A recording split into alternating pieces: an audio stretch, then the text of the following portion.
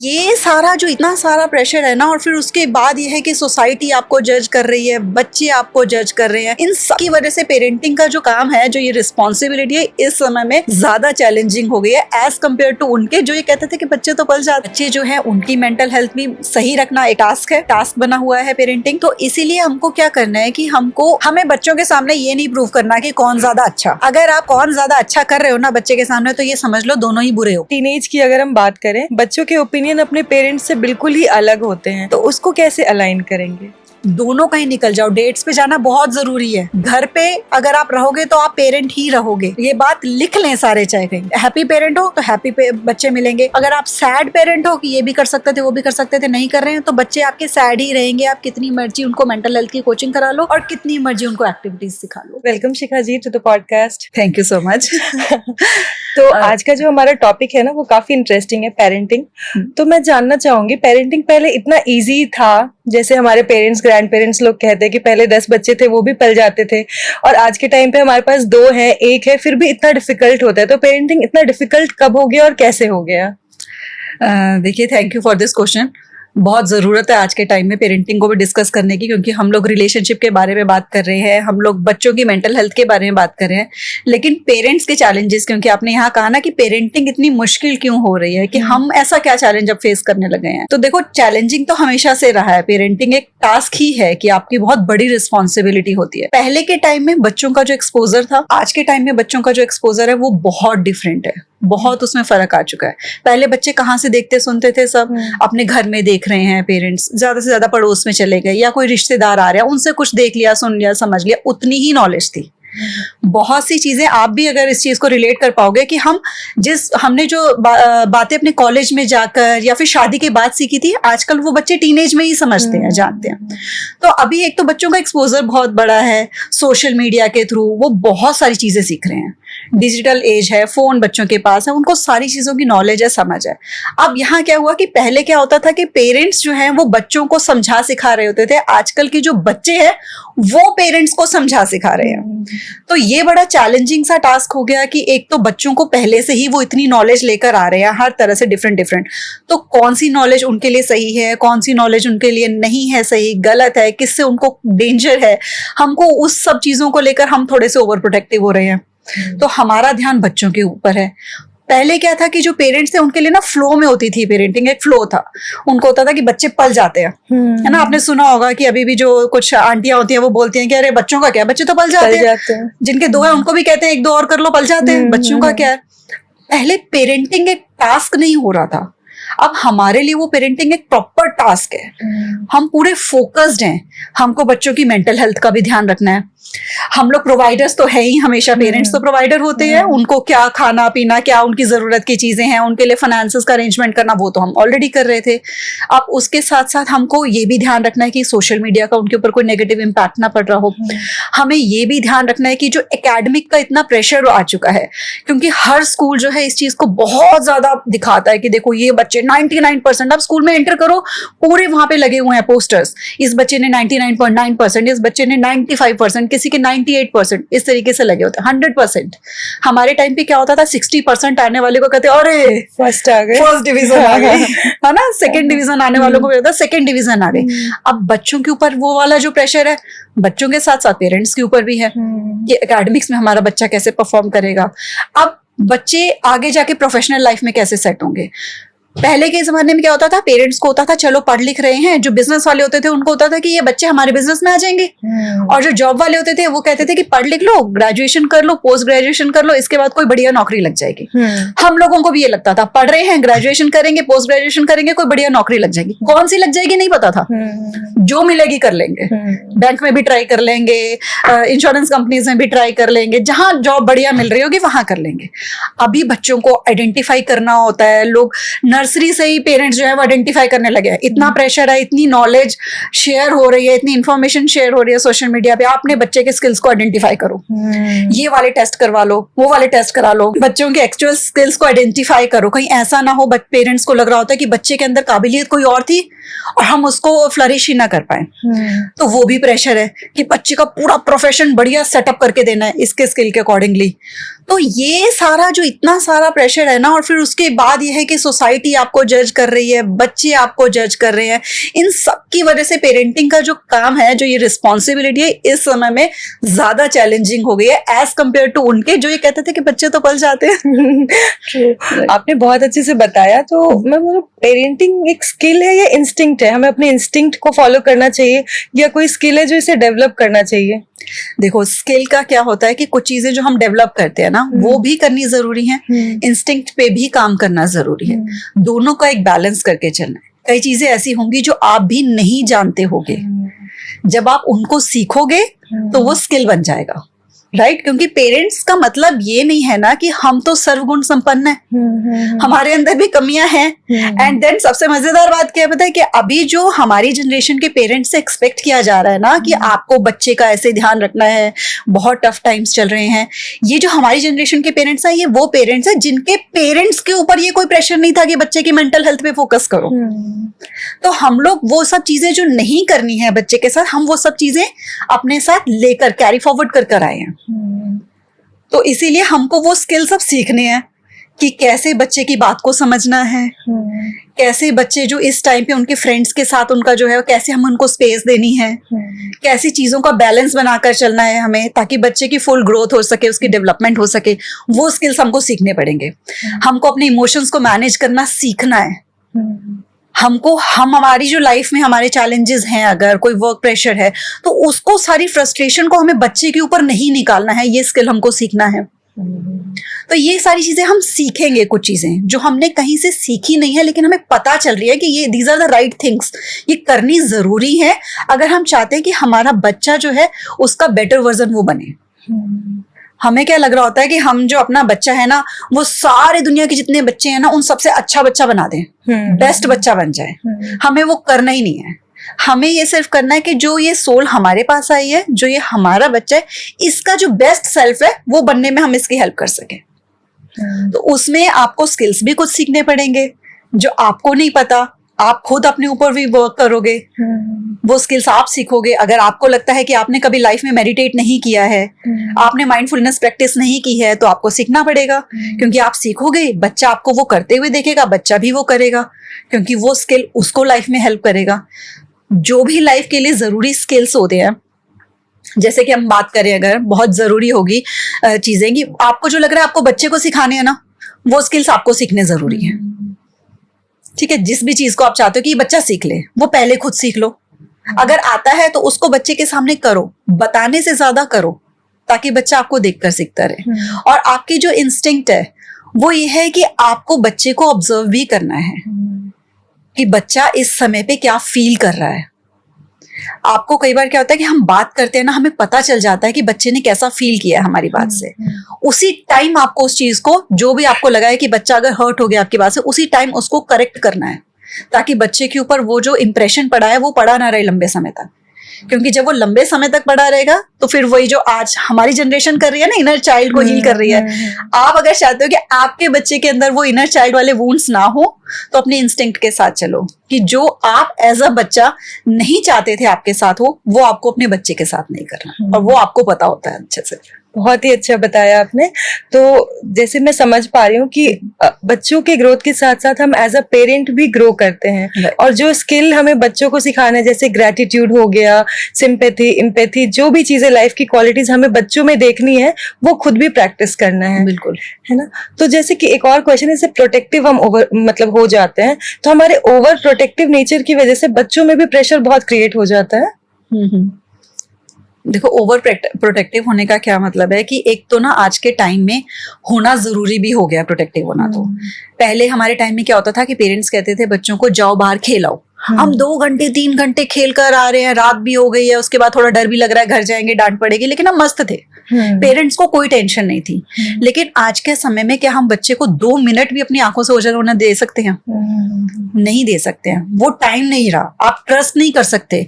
हम अपनी फ्रेंड्स के घर जाके खेल लेते थे, फ्रेंड्स हमारे घर आ जाते थे, कोई ऐसा डर वाली बात नहीं थी। अब वो समय चेंज हो गया, तो वो जो फियर है ना, वही कहीं ना कहीं निकल कर आता है हमारी पेरेंटिंग में, जिसकी वजह से हम ओवर प्रोटेक्टिव हो जाते हैं। अब हमको ये ध्यान रखना है कि हमारे ओवर प्रोटेक्टिव होने की वजह से बच्चे को ये ना लगने लग जाए कि मैं अपने पेरेंट्स के साथ जब तक हूं मैं किसी जेल में हूं। हमारा जो ओवर प्रोटेक्टिव नेचर है वो कहीं ना कहीं अब वरी से निकल कर आ रहा है।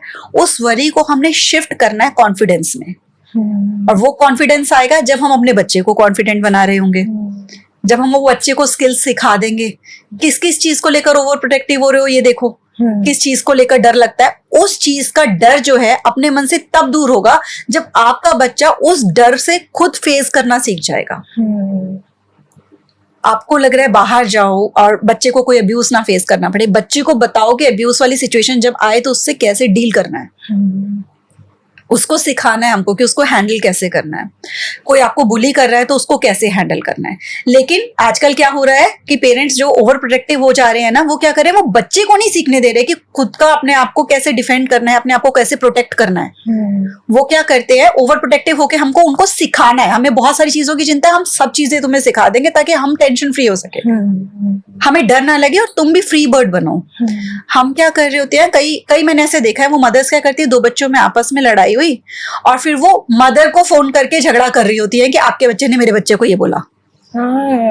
अब ये ओवर प्रोटेक्टिव हो गया कि आप अपने बच्चे को जो वो उस लेवल पे अपने आप को प्रोटेक्ट करना उसे आना चाहिए, वहां आप उसको उसका वो स्किल डेवलप ही नहीं होने दे रहे, वो स्ट्रेंथ ही नहीं, वो उसका वो मसल ही नहीं बिल्ड हो रहा कि मुझे खुद को कैसे प्रोटेक्ट करना है। रेजिलियंस नहीं बन रहे बच्चे। हाँ, वो बन ही नहीं रहा है उसके अंदर। तो आपको थोड़ा सा ध्यान रखना है कि जहां पर आप बच्चे को अपने प्रोटेक्ट कर रहे हो, क्या वहां पर वो जरूरी है या आप थोड़ा सा बच्चे को ही सीखने दो।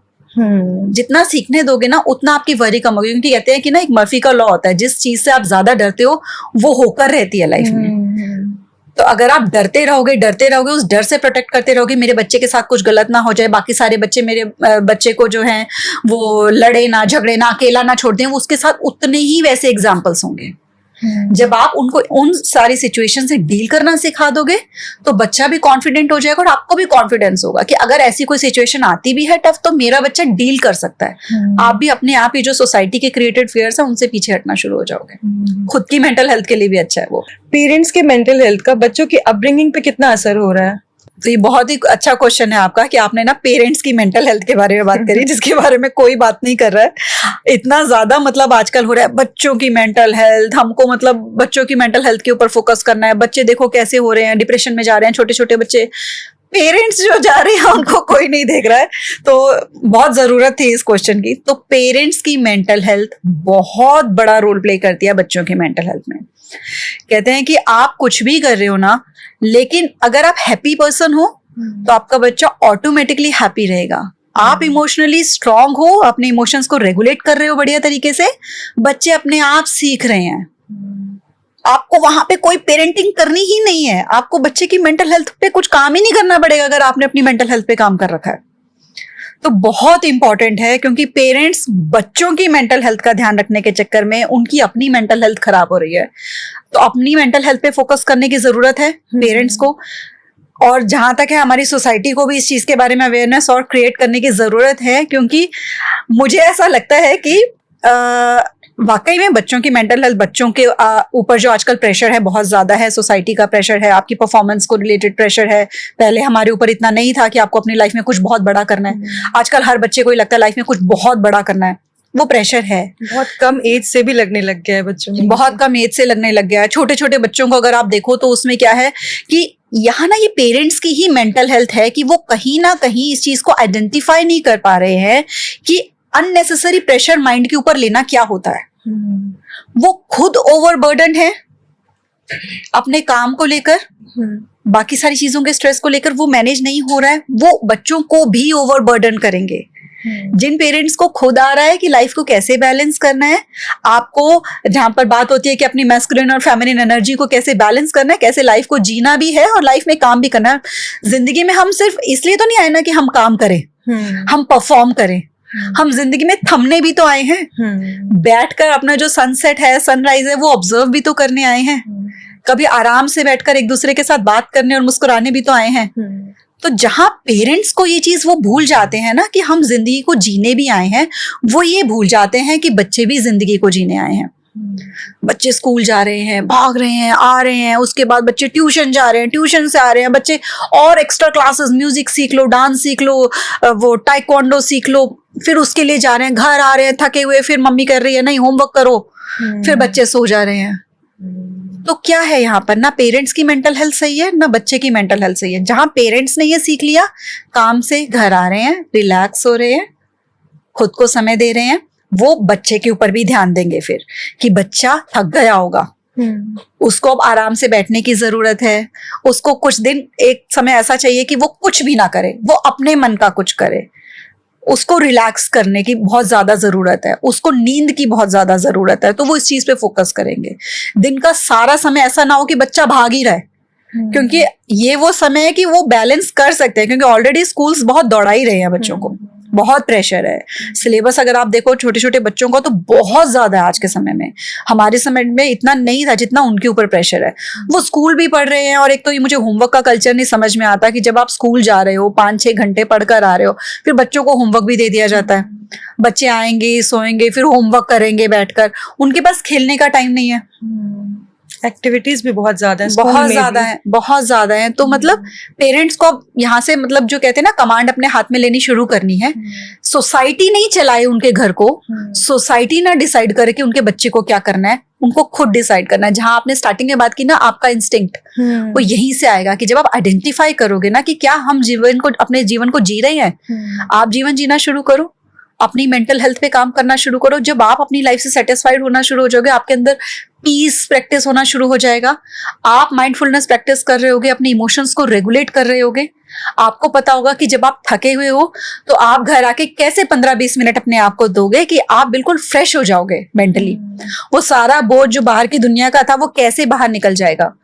तो आप अपने आप देखना आपके बच्चे की मेंटल हेल्थ, जब उनको एक हैप्पी पेरेंट दिख रहा होता है ना तो हैप्पी आपके बच्चे बनते हैं। अगर एक स्ट्रेस्ड पेरेंट दिख रहा होता है ना तो बच्चे स्ट्रेस्ड ही बनते हैं, क्योंकि वो आपकी एनर्जी, आपकी वाइब्रेशंस, आपके बिहेवियर, आपके एक्शंस को कैच कर रहे होते हैं। आप कितना ही बोलते रहो बच्चों को कि हमको ये सिखाना, ये हैबिट, ये स्किल्स, किसी चीज का कोई फायदा नहीं होगा।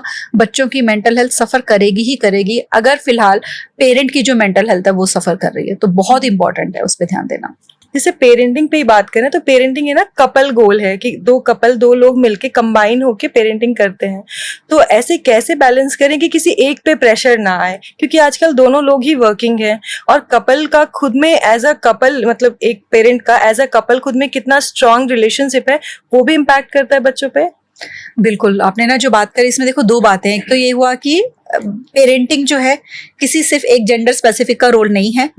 हाई टाइम है कि हम इस चीज को समझें। अब जिस सेंचुरी में हम जी रहे हैं वो समय गया कि हम लोग ये सोचते रहे कि नहीं, मदर का काम है बच्चे को पालना, बच्चे का सारा कुछ देखना, और फादर का काम है सिर्फ कमा के लेके आना। वो रोल्स चेंज हो चुके हैं। तो आपको पेरेंटिंग में, क्योंकि मैंने बात करी कि आजकल के समय में पेरेंटिंग बहुत ज्यादा टफ है, बहुत चैलेंजिंग है। बच्चे जो है उनकी मेंटल हेल्थ भी सही रखना एक टास्क है, एक टास्क बना हुआ है पेरेंटिंग। तो इसीलिए हमको क्या करना है कि हमको अपने घर में जब हम पेरेंटिंग की बात करें, जब हमने ये रिस्पॉन्सिबिलिटी उठाई है कि हम एक नई लाइफ लेकर आएंगे, हम उसके प्रोवाइडर, हम उसके नर्चरर बनेंगे, तो हम ही रहें। क्योंकि आपने ये भी बात करी कि आजकल मैक्सिमम जगह पे क्या है कि बोथ आर वर्किंग, अपना अपना वर्क स्ट्रेस भी है।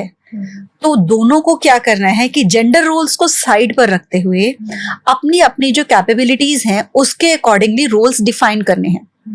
फॉर एग्जाम्पल, होमवर्क अगर कर रहा है बच्चा, तो आप ये देखो कि किसको होमवर्क करवाते हुए ज्यादा पेशेंस के साथ कोई होमवर्क करवा सकता है। जैसे मैं किसी से लास्ट टाइम एक इवेंट में मिली थी, तो वो मुझे बता रही थी कि मेरे अंदर बिल्कुल पेशेंस नहीं है। मैंने ये ऑब्जर्व किया कि जब भी मैं बच्चों को होमवर्क करवाती हूँ ना तो मैं उन्हें बहुत गुस्सा करती हूँ, क्योंकि मुझसे ये हर किसी का मतलब नोबडी इज परफेक्ट ना। कई बार किसी के अंदर ये नहीं होता पेशेंस लेवल की कोई आपसे 4 बार क्वेश्चन पूछे तो आप सेम आंसर दे सको, सेम वे में भी दे सको। तो लेकिन कहती मेरे हस्बैंड के अंदर ये बहुत अच्छा पेशेंस था। तो इसीलिए मैंने उनको बोला कि मैं बाकी चीजें करती हूँ, उस समय पे मैं कुकिंग कर रही होती हूँ और वो बच्चों को होमवर्क करवा देते हैं। तो रोल्स कहते हैं डिफाइन हो गए ना आपकी कैपेबिलिटी के हिसाब से। अब जैसे क्या है कि अब मेरे साथ क्या है कि मैं बच्चे को होमवर्क करवा लेती हूँ, जो भी चीजें हैं, लेकिन मैं बच्चों के साथ खेल नहीं पाती। मेरे अंदर वो जो बच्चे अपने अकॉर्डिंगली गेम्स करवा रहे होते हैं, वो मेरे अंदर वो पेशेंस नहीं है, मैं वो कर नहीं पाती। क्योंकि बच्चे खेलेंगे तो वो चीटिंग भी करेंगे, बच्चे खेलते हैं तो वो अपने रूल्स भी बनाते हैं। तो वो कई बार होता है कि आपके अंदर उतनी एनर्जी बची नहीं होती है। तो मैं क्या कहती हूँ, मेरे जो हस्बैंड है वो उनका ये वाला डिपार्टमेंट उनका है कि होमवर्क मैं करवा देती हूँ बच्चों को, खाने का मैं उनका ध्यान रख लेती हूँ, खेल आप लो, ठीक है, फन आप करवा दो बच्चों को। तो वो बच्चे उस चीज में उनको ध्यान रहता है कि हाँ पापा भी एंगेज्ड हैं, मम्मी भी एंगेज्ड है। और पता है कि जब बच्चे को ये पता लग रहा होता है ना कि मेरे पापा भी मेरे साथ टाइम स्पेंड कर रहे हैं, मेरी मम्मी भी मेरे साथ टाइम स्पेंड कर रही है, तो एक अलग ही तरीके से उनको अंदर से स्ट्रेंथ मिलती है। वो जो बच्चे की परवरिश हो रही होती है ना, दोनों तरफ से, दोनों पर्सनालिटीज को वो देखते हैं और उनको एक स्ट्रॉन्ग फाउंडेशन लगती है। अंदर से उनको लगता है कि हम बहुत सिक्योर हैं। हमारे पेरेंट, हमारा जो फादर है, वो भी, फादर्स का बहुत बड़ा रोल है यहाँ पे कि फादर्स, क्योंकि बच्चे जो है वो मदर्स के साथ तो कनेक्टेड होते ही होते हैं इमोशनली। फादर्स को हमेशा से ये रहता है कि ना हम इतना करते हैं लेकिन बच्चे हमारे साथ कनेक्टेड नहीं होते, फिर भी मम्मी को ही बुला रहे होते हैं, मम्मी के पास ही जाते हैं। तो इसीलिए बच्चे को जो होता है ना, क्योंकि बच्चे को क्या लग रहा होता है कि ये मेरा सेफ जोन है, मम्मी मुझे समझेगी, मम्मी कहना मान जाएगी, मम्मी करेगी। लेकिन जब सोचो कि वो फादर के साथ भी वही बॉन्ड बन जाए बच्चे का, तो कितना सिक्योर और कितना कॉन्फिडेंस बच्चे को अंदर से आए ना। तो इसलिए बहुत जरूरी होता है कि अपने जेंडर रोल्स को साइड में रखकर कैपेबिलिटी के हिसाब से कौन क्या करने में ज्यादा अच्छा है, अपने रोल्स डिफाइन कर लो, उस हिसाब से पेरेंटिंग करो। फादर भी बच्चे के साथ टाइम स्पेंड करे, मदर भी बच्चे के साथ टाइम स्पेंड करे, क्योंकि उसमें आप एक काम करने जा रहे हो, एक रिस्पॉन्सिबिलिटी आप दोनों ने साथ में मिलकर उठाई है। जो बच्चा है उसके ऊपर बहुत इस चीज का इम्पैक्ट पड़ता है। सेकेंडली आपने इसमें ये पूछा कि जो पेरेंट्स का आपस का रिलेशनशिप है उसका क्या इम्पैक्ट होता है बच्चे के माइंड के ऊपर। तो देखो, जो मैंने ये बात करी ना कि पेरेंटिंग हम दोनों की रिस्पॉन्सिबिलिटी है, ये दोनों अच्छे से कब निभाएंगे, जब वो एक दूसरे को एम्पैथाइज कर रहे होंगे, जब पता होगा कि यहाँ पर अभी ये काम कर सकता है और ये काम नहीं कर सकता, यहाँ मुझे आना है। ये कब होगा, जब आपस का रिलेशनशिप स्ट्रांग होगा। बच्चे जब देखते हैं ना, बच्चों के लिए पेरेंट्स एक आइडेंटिटी है, एक चीज है, एक ही एंटिटी है, उनके लिए अलग अलग नहीं होते, मदर फादर एक हैं। तो जब वो देखते हैं ना कि हमारे पेरेंट्स आपस में बहुत खुश हैं, तो उनकी वो जो नींव होती है ना, जो उनका रूट होता है लाइफ का, जहां से वो आए हैं, वो स्ट्रांग फील होता है। पेरेंट्स को लगता है बड़ी छोटी सी बात है कि बच्चों के सामने हमने एक दूसरे की बुराई कर दी, तो बढ़िया है कि कई पेरेंट्स कर रहे होते हैं ना, बताओ कौन अच्छा, चूज करने के लिए, हाँ बताओ कौन अच्छा। और मोस्टली बच्चे ये कहते हैं कि दोनों अच्छे, हाँ। हमें कौन चाहिए, दोनों चाहिए। बच्चे ज्यादा सेंसिबल है, राइट। तो यहाँ पे क्या है कि अगर एक चीज तो हमें रिलेशनशिप में क्या करना है कि कई चीजें ना गलत कर रहे होते हैं पेरेंट्स, वो रिलेशनशिप का गलत एग्जाम्पल दे रहे होते हैं बच्चे के आगे। एक तो ये दिखा रहे होते हैं कि हमारे अंदर आपस में कंपटीशन है, या तो मैं अच्छा हूं और वो बुरी है, या तो वो बोलते हैं कि मैं अच्छी हूं वो बुरे हैं। बहुत सी मदर्स भी, मैं ये कहना चाहूंगी, यहाँ पर ये गलत काम कर रही होती है कि वो अपने बच्चों को फादर के अगेंस्ट बताती रहती है। देखो टाइम नहीं दे रहे, देखो मुझे पूछ नहीं रहे। कहीं ना कहीं उनको लगता है कि हम इनसे इमोशनल सपोर्ट ले ले, लेकिन उससे उल्टा असर हो रहा होता है। आप बच्चों के मन में उनके फादर से रिलेटेड नेगेटिव इमोशंस डाल रहे हो, पर बच्चे को ये दिख रहा है कि लेकिन हमारा तो ये पेरेंट है ना, यानी उनका तो रूट हिल गया, उनकी जो स्ट्रॉन्ग फाउंडेशन थी वो तो हिल गई, उनका कॉन्फिडेंस अपने आप ही अंदर लूज हो रहा होता है। अपना रिलेशनशिप के इश्यूज, अपने रिलेशनशिप के स्ट्रगल्स हमको खुद सॉल्व करने हैं एज एडल्ट। बच्चों के सामने एक तो रिलेशनशिप के इश्यूज नहीं लेकर जाने चाहिए कभी भी। कई पेरेंट्स बच्चों के पास बैठे होते हैं, बताओ कौन सही कौन गलत, वो बच्चों के पास जाने वाली चीज नहीं है। आपको रिलेशनशिप का एक सही एग्जाम्पल देना है कि रिलेशनशिप का रियल मीनिंग क्या होता है। कई पेरेंट्स क्या कर रहे होते हैं कि कई बार मैं ये बात बोल रही होती हूँ, कई लोग फिर क्रिटिसाइज भी कर रहे होते हैं कमेंट्स में तो क्या करते हैं कि हमारे स्पेशली इंडियन सोसाइटी में क्या है कि जो पेरेंट्स है ना, वो झगड़ा तो करते हैं सामने बच्चों के, और जब प्यार करना होता है, प्यार भरी बातें करनी होती है, तो रूम बंद करके। अब बच्चों को लगता है कि माँ बाप तो लड़ते झगड़ते रहते हैं, रिलेशनशिप्स तो बेकार होते हैं, शादी बेकार होती है, इसमें तो सिर्फ झगड़े होते हैं। अब क्या हुआ कि बच्चों को ना अब कई तरह के मैसेजेस मिले। कई बच्चे जो होते हैं वो पूरी जिंदगी अकेली लाइफ करते हैं, उनको डर लगता है, उनको मन तो करता है कि कोई पार्टनर हो, लेकिन उनको डर लगता है। उनको लगता है कि शादी जो हो गई ना अगर हमारी, या कोई पार्टनर आ गया ना लाइफ में, तो झगड़े ही होते हैं।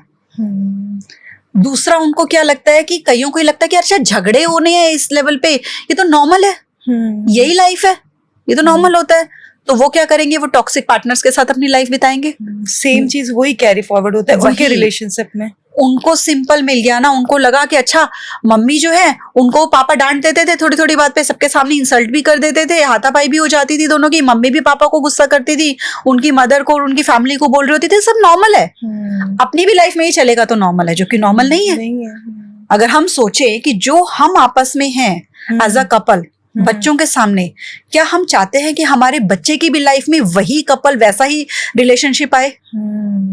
तो वो एग्जाम्पल सेट करना है, वही इंस्टिंक्ट जो आप स्टार्टिंग में बात कर रहे थे यहाँ काम करेगी। आपको देखना है कि आप रिलेशनशिप का क्या एग्जाम्पल सेट कर रहे हो, क्योंकि बच्चे की नींव बन रही है वो आप दोनों का रिलेशन ही तो उसकी नींव है, वो पैदा ही आपके रिलेशनशिप की वजह से हुआ है। आप सोर्स हो, आपका प्यार, आपका रिलेशन सोर्स है उसके इस दुनिया में आने का। वो वीक हो जाता है जब आप उसके सामने झगड़ते हो या एक दूसरे की बुराई करते हो।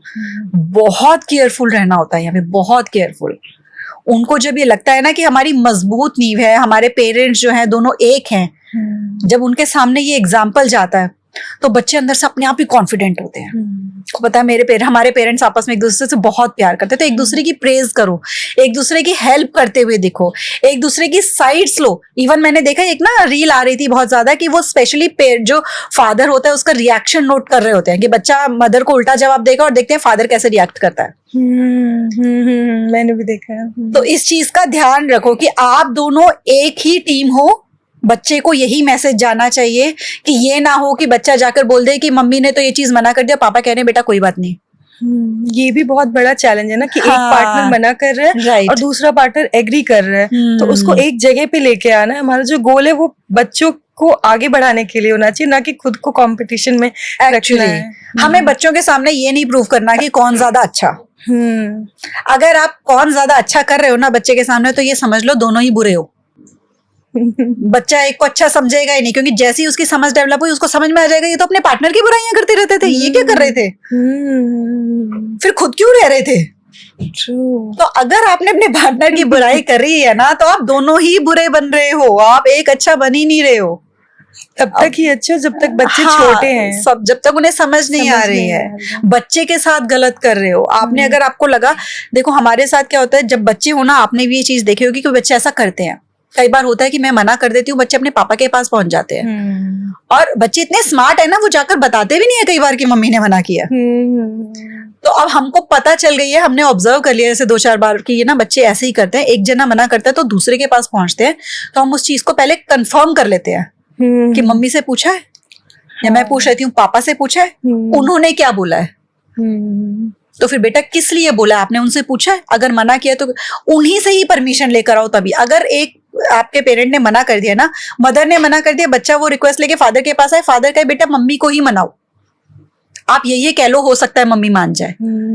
मदर भी कहे कि बेटा अगर पापा ने मना किया तो फिर मैं कुछ नहीं कर सकती, आपको पापा को ही मनाना पड़ेगा। बच्चे को समझ में आ जाएगा ये दोनों एक टीम है, ये दोनों अलग अलग है नहीं है, और वो आपके लिए ही बेनिफिट होगा आगे चल के, ताकि बच्चे के किसी भी चैलेंजेस, किसी भी इश्यूज को जब आप डील करोगे ना, मिलकर करोगे, तो सारी चीजें, ये जो पेरेंटिंग का सफर है ये बड़ा आसान हो जाता है जब रिलेशनशिप अपना बढ़िया चल रहा हो।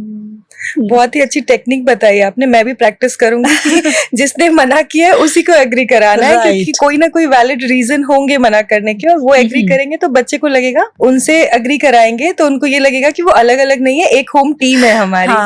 है ना। हाँ। तो एक और क्वेश्चन है मेरे पास, जैसे हम दोनों ब्लेस्ड है, बहुत ही अच्छे बच्चे, हमारे 2 बच्चे, और दोनों की एज ग्रुप अलग अलग है, और दोनों के साथ जो चैलेंजेस होते हैं ना वो भी अलग अलग होते हैं। तो उसमें अपने पेरेंटिंग स्किल को कैसे लेके आए कि नहीं इस तरह के पेरेंटिंग स्टाइल को फॉलो करना चाहिए, जैसे आजकल जेंटल पेरेंटिंग है, सॉफ्ट पेरेंटिंग है, मतलब ऐसे रहे, तो क्या बड़ा ही अच्छा क्वेश्चन है। और जो स्टार्टिंग में ना मैं क्योंकि रिलेट कर रही हूँ, आपने जो सबसे पहले पूछा था ना, पहले की पेरेंटिंग आज की पेरेंटिंग। अब पहले की पेरेंटिंग में क्या होता था, बच्चे साथ के साथ होते थे, तो वो इसलिए भी आसान हो जाता था कि एक जैसे शौक है, एक के कपड़े छोटे हुए दूसरा पहन रहा है, एक की बुक्स दूसरा यूज कर रहा है, एक जैसे गेम्स खेल रहे हैं, एक जैसी चीजें पसंद आ रही हैं, लड़ रहे हैं, झगड़ रहे हैं, खेल रहे हैं, पेरेंट्स फ्री। अब ये जो हमने गैप रखना सीखा कि चलो गैप होना चाहिए, तो मेरे भी जो बच्चे हैं, मेरे भी बच्चों में 7 साल का गैप है। एक बेटी मेरी 14 इयर्स की है, दूसरी अब 7 इयर्स की हो जाएगी। तो क्या है कि वो ऑलमोस्ट उन दोनों की जनरेशन गैप सा ही हो गया हुआ है। दोनों की पसंद अलग है, दोनों का जो हार्मोन्स का चक्कर चल रहा है वो अलग अलग चल रहा है। एक टीनेज में चला गया है, एक टॉडलर से निकल कर थोड़ा थोड़ा बाहर आ रहा है, जो दुनिया को, जिंदगी को समझने की कोशिश कर रहा है। यहाँ आपके पास डबल चैलेंज है, एक के सामने आप कोई अलग पेरेंट हो, दूसरे के आप अलग पेरेंट हो। और वैसे भी कहते हैं कि जो पहला बच्चा होता है ना, उसको जो पेरेंट मिला होता है, जो दूसरे बच्चे को पेरेंट मिला होता है, उसमें बहुत डिफरेंस होता है। लोग ये बात तो कहते हैं कि दोनों बच्चे अलग अलग होते हैं, लेकिन ये नहीं ध्यान देते कि दोनों बच्चों के पेरेंट्स भी अलग होते हैं। पहला बच्चा जब आया था तब आप पेरेंट थे नहीं, आप बने। आपने कई चीजें सीखी, ट्रायल एंड एरर करा, है ना, कई चीजें हुई। इवन छोटी से छोटी कोल्ड होने में क्या चीज वर्क करता है, क्या चीज वर्क नहीं करता, बच्चों को मनाया कैसे जाता है, बच्चों को सुलाने का क्या राइट तरीका है, क्या आपने सारे एक्सपेरिमेंट्स करे हैं पहले के ऊपर। तो पहले वाले ने आपको वो वाला रूप देखा है कि जो अभी खुद फिगर आउट कर रहा था लाइफ को, उसने खुद फिगर आउट किया है आपके साथ मिलकर, आपके सारे स्ट्रगल्स, उसने वो वाली लाइफ जी होती है। दूसरा बच्चा जो आया होता है उसको रेडीमेड पेरेंट्स मिले होते हैं जिन्होंने ऑलमोस्ट सब कुछ फिगर आउट कर लिया। उनको पता है कि कोल्ड हुआ है, फटाफट ये वाला काढ़ा पिलाओ, ठीक हो जाएगा। उनको पता है वॉमिटिंग है, ये वाली दवाई तो ठीक हो जाएगा। वो परेशान नहीं हो रहे हैं, वो उसके साथ, उनको ये भी पता चल गया है कि बच्चे कितनी जल्दी बड़े हो जाते हैं, तो इसके साथ टाइम स्पेंड करना बहुत जरूरी है। तो कई चीजें हो रही होती हैं। तो अब ये जैसे आपने चैलेंजेस की बात करी कि अलग अलग एज ग्रुप के अलग अलग चैलेंजेस होते हैं, तो इसमें अगर हम देखें ना, डिफरेंट जो मेन स्टेजेस होती हैं, एक तो जब बच्चा हुआ है 5 साल तक के बच्चे, उनको क्या चाहिए होता है, उनको मम्मी पापा ही चाहिए होते हैं। आप उनको बहुत सारी हग्स करो, किसेस करो, जितना टाइम उनके साथ स्पेंड कर सकते हो ना करो, क्योंकि इस समय पे उनकी पूरी दुनिया आप हो। आपके अलावा उनको किसी में इंटरेस्ट नहीं है, उनको टॉयज में भी इंटरेस्ट नहीं हो रहा होता। वो जो बिल्कुल जो न्यूबॉर्न 1-2 साल के बच्चे तो टीवी के रिमोट से, बर्तनों से चम्मच कटोरी लेकर भी खेल रहे होते हैं, लेकिन वो जो आपको देखकर उनके फेस पे स्माइल आती है ना, वो अलग ही होती है। इस समय पे बच्चे को ये नहीं फील होना चाहिए कि मुझे दूर कर दिया जाता है। आप उनके पास जब आओ तो अपनी फ्रस्ट्रेशंस का जो बैगेज है, जो आप थके हुए हो, वो सब साइड रख के आओ। लेकिन ये टाइम ही वो भी होता है कि जब पेरेंट्स बहुत ज्यादा एग्जॉस्ट भी हो जाते हैं, आपको उनके डाइपर्स भी चेंज करने हैं, टाइम टाइम पे उनको फीड भी करना है, बच्चे खा रहे हैं नहीं खा रहे हैं, कई तरह के टैंट्रम्स थ्रो कर रहे हैं, वहां आपको बहुत चीजों का ध्यान रखने की जरूरत है कि एक दूसरे को सपोर्ट करो। बच्चे रात भर जाग रहे हैं, टाइम मैनेज करो। जैसे मेरे हस्बैंड है, वो रात को जाग लेते थे, मैं सुबह जल्दी उठ जाती थी, तो ये शिफ्ट्स लगा लेते थे हम कि इतना समय आप देखो, ताकि आपको भी अपने लिए, जहां आपने बात की थी पेरेंट्स की मेंटल हेल्थ, क्योंकि फिजिकल आपका काम ज्यादा हो रहा है इस एज पे, मेंटल हेल्थ का बहुत ज्यादा ध्यान रखो, खुद की तरफ बहुत ज्यादा ध्यान दो, ताकि ऐसा ना हो कि आप बिल्कुल ही बच्चे को थके हुए और परेशान दिख रहे हो। एक दूसरे को स्पेस दो इस समय पे, जितना हो सके टाइम डिवाइड करो, और अगर आपको और कोई सपोर्ट मिलती है तो वो जरूर लो। अब उसके बाद बच्चे 6 साल से बड़े होना शुरू होते हैं, बच्चे स्कूल जाएंगे, फ्रेंड्स बनाएंगे, तो थोड़ी सी उनकी लाइफ चेंज होनी शुरू हो जाती है। ये वो समय है जब टीन एज में नहीं गए 13 ईयर्स तक, आपको उनको कुछ ना कुछ थोड़ा बहुत डिसिप्लिन सिखाना बहुत जरूरी है। बच्चे को ये सिखाओ कि खाना खाया है, अपने बर्तन सिंक में रख कर आओ। बच्चे को ये सिखाओ कि आपने खेल लिया, अब अपने टॉयज उनकी जगह पर रख दो, अपना बैग पैक कर लो, लेकिन साथ में लगो बच्चे के। उनको कभी भी ऑर्डर मत दो कि ये काम तुम्हें करना। अगर आपने उनको ऑर्डर दे दिया ना कि ये काम तुमको ही करना है, तो उनको लगेगा कि हमसे कोई बहुत बड़ा काम। और आजकल के बच्चों को बहुत जल्दी ना, आप देखोगे कि 1st-2nd क्लास के बच्चों को समझ में आ जाती है कि मुझसे काम करवा रहे हो, ऑफेंड हो जाते हैं मुझसे काम करवा रहे हो, मैं ही सारे काम करूं, है ना। तो बच्चे को क्या है कि आप उसको बहुत पोलाइटली, बेटा ये कर दो, ये कर दो, मम्मा ये करिए, तब तक आप ये कर दो। धीरे धीरे उसको बताओ, अरे वाह आप तो अपने सारे काम मैनेज कर लेते हो। तो उस टाइम पे उसको ना, उसकी वो धीरे धीरे उसकी जो ईगो होती है वो डेवलप हो रही होती है, उसको अप्रिसिएशन चाहिए होती है कि मैं कुछ करूं और मुझे अप्रिसिएशन मिले, तो उसको अप्रिशिएट करो। उसके जो उस टाइम पे चेंज हो रहा है ना, आपको उस टाइम पे ये नहीं देखना कि अब बच्चा बड़ा हो गया, अब इसको एकदम से दूर करना शुरू करो। उसको हग्स और किसेस की उस टाइम भी उतनी ही जरूरत होती है, क्योंकि बच्चा कहीं ना कहीं उस इमोशनल स्टेट में होता है कि उसको लग रहा होता है कि मैं कहीं ना कहीं पेरेंट्स से दूर हो रहा हूँ, क्योंकि वो स्कूल जा रहा है ज्यादा टाइम के लिए, आप दिख नहीं रहे हो उतने समय के लिए, तो इसलिए वो उस समय पे थोड़ा ज्यादा आपके पास आना शुरू करेगा, वो ज्यादा टैंट्रम्स थ्रो करेगा, वो ज्यादा आपके पीछे पड़ेगा, और आपको लगेगा बच्चा बड़ा हो गया, इसको समझ ही नहीं आ रही। तो उस समय पे पेशेंस के साथ चलना है बच्चे के साथ, थोड़ा सा उसको डिसिप्लिन जरूर सिखाना है, अपने काम करने की आदत अभी से डालने शुरू कर देंगे, क्योंकि अगर यहाँ ना डाली तो वो टीनेज में जाके सिखाओगे तो कोई फायदा नहीं होगा। यहाँ पर अगर आपने सोचा कि नहीं बच्चों को पैम्पर करो, मेरा बेटा है ऐसे कैसे काम करेगा, मुझे ही करने हैं, वो लाइफ स्किल्स डेवलप कर रहा है बच्चा अपना, आप उसकी नींव स्ट्रॉन्ग कर रहे हो, बहुत जरूरी है वो उसके लिए। अपने लिए आपको खुशी होनी चाहिए कि आपका बच्चा खुद से अपने काम करना सीख रहा है, उसका वो स्किल डेवलप होगा, वो वाला मसल डेवलप हो जाएगा कि काम करने में कोई बुराई नहीं होती, अपना काम करने में कोई बुरा नहीं है। फॉरेन कंट्रीज में देखो लोग सारा काम खुद कर रहे हैं, तो हमारे यहाँ हैबिट हो गई है कि हम हर चीज में हेल्प ले रहे हैं, तो वो चीज उसको करने दो, उसका माइंड भी थोड़ा अलग चीजों में जाएगा, उसको एक कॉन्फिडेंस आता है बच्चे को, यहाँ से उसका कॉन्फिडेंस बिल्ड होना शुरू हो जाएगा कि मैं अपने काम कर लेता हूँ, मैं खुद को संभाल लेता हूँ, मैं ये सब काम कर रहा हूँ। उसके बाद आएगी टीनेज, मोस्ट डिफिकल्ट सबसे टफ स्टेज होगी टीनेज की। क्या होगा कि टीनेज में आकर बच्चों का हार्मोन्स एकदम से चेंज होंगे, बच्चे को अपने फ्रेंड्स सबसे प्यारे लगने लग जाएंगे। अब तक जो बच्चे मम्मा पापा करके उनके पीछे पड़ रहे थे, उनके साथ ही जाना है, उनके साथ ही खाना है, अब उनको लगेगा हमें हमारे स्पेस चाहिए, हमारी भी अपनी लाइफ है ना। फ्रेंड्स की जो बात है वो ज्यादा समझ में आनी शुरू हो जाती है, उनको लगता है कि फ्रेंड्स ही हमको समझ रहे हैं। आपका ना क्या होता है कि एक जनरेशन गैप आना शुरू हो जाता है, कनेक्शन टूट सा जाता है। हाँ, कनेक्शन टूट जाता है। तो इस समय पे हमें कनेक्शन बनाने की जरूरत है। लोग क्या करते हैं, इससे पहले तक तो बच्चे को बहुत प्यार करते हैं, किसी भी चीज की रिस्पॉन्सिबिलिटी नहीं देते, सारा काम उसका करके देखते हैं। जब एकदम से लगता है ना वो टीनेजर हो गया, तो बड़ा हो गया बच्चा, एकदम से उसको सारा डिसिप्लिन सिखाने की कोशिश करते हैं कि अब तुम बड़े हो गए हो, अब टाइम से उठा करो, अब ये भी करा करो, वो भी करा करो, सब कुछ करो। पढ़ाई का प्रेशर उन पे वैसे ही उस समय पे बहुत ज्यादा होता है जो टीनेज होती है। लुक्स का भी प्रेशर हो गया आजकल, तो आप सोशल मीडिया पे देखो, हमारे टाइम पे तो मतलब मुझे लगता है पता नहीं कब जाकर हमने अपने लुक्स के ऊपर फोकस करना शुरू किया था। आजकल तो छोटी छोटी एज में वो चैनल बने हुए हैं यूट्यूब बकायदा जो टीनेज स्किन केयर बता रहे हैं है ना। वो गेटिंग रेडी फॉर स्कूल, वो स्कूल के लिए रेडी हो रही हैं, वो उसमें लिप बाम लगा रही हैं, काजल लगा रही हैं, वो सब स्कूल के लिए, मतलब इतना ज्यादा वो फिर परफेक्ट दिखने का प्रेशर अभी से ही बच्चों पे होना शुरू हो जाता है। तो ये टीनेज में ना उनकी लाइफ में पता नहीं कितनी उथल पुथल चल रही होती है। वो उथल पुथल को लेकर हमारे सामने आते हैं और हमको लगता है कि ये पता नहीं सारा कुछ हमसे ही दुखी है शायद, और हमें लगता है कि ये सारी उथल पुथल हम एक ही मिनट में शांत कर देंगे। वो नहीं होगा, वो एक फेज है, वो चलेगा ही चलेगा।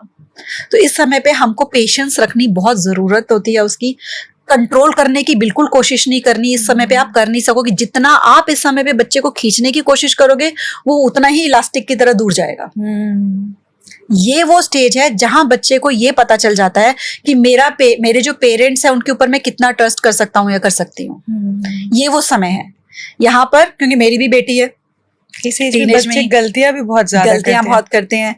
अब बच्चे को मैं वही बता रही थी कि क्या, जहां तक आजकल कहा जाता है, कहा नहीं जाता, बहुत से ऐसे सर्वेज आ रहे हैं, डेटाज आ रहे हैं कि बहुत मतलब स्टूडेंट्स हैं जो इस टाइम पे सुसाइड कर लेते हैं, मेंटल हेल्थ इश्यूज, और कहते हैं उनमें सबसे बड़ा रोल ये होता है कि उनका पेरेंट्स के साथ कनेक्शन नहीं होता, कि उनका कनेक्शन स्ट्रांग नहीं होता, उनके पास कोई बात करने के लिए नहीं होता, उनके पास कोई ऐसा नहीं होता जो उनके ऊपर वो भरोसा कर सके। और पता है जब बच्चों को ये लगता है ना कि मेरे पेरेंट्स मेरे साथ हैं, तो एक अलग सा कॉन्फिडेंस होता है। फिर हमें नहीं ऐसे लगता कि अगर हमारे पेरेंट्स हमारे साथ हैं तो पूरी दुनिया हमें गलत समझ ले, क्योंकि मैं जब अपने घर में आ रही हूँ तो मुझे कोई जज नहीं कर रहा। तो उस समय पे थोड़ा सा आपको भी अपने साथ थोड़ा सा रिलैक्स होने की जरूरत है, खुद के ऊपर काम करना शुरू कर दो। वो जो अभी तक कर रहे होते हैं ना पेरेंट्स, टाइम ही नहीं मिलता, बच्चे पीछे लगे रहते हैं, सारा दिन बच्चों के पीछे भागो, अब वो टाइम मिल रहा है ना, बच्चा सब कुछ अपने आप कर रहा है ना, रूटीन अपने आप कर रहा है, सो रहा है, उठ रहा है, पढ़ रहा है, वो एज आ जाती है टीनेज में। वो समय आप अपने ऊपर बिताना शुरू करो, अपनी लाइफ में ग्रोथ करो, दुनिया में क्या चल रहा है वो करना शुरू करो। बच्चे को थोड़ा सा कंट्रोल से दूर रखो, उसको चीजें सही गलत समाज की बताते जाओ, लेकिन उसके ऊपर थोपो मत। उसको बताओ कि सुबह टाइम से उठना, अपनी हेल्थ का ध्यान रखना, वर्कआउट करना बहुत जरूरी है बेटा इस एज में।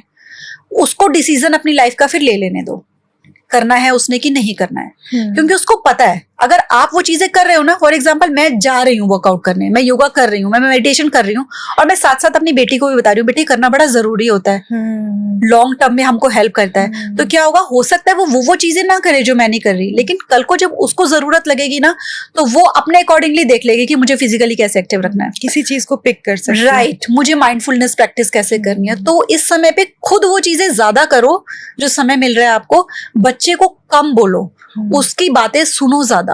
बच्चे टीनेज में बात करनी कब बंद करते हैं, जब उनको समझ में आ जाता है जहां हमने बात बताई वहां इन्होंने हमें जज किया, हमारे फ्रेंड्स को जज किया, वहां इन्होंने हमारे ऊपर पाबंदियां बढ़ा दी।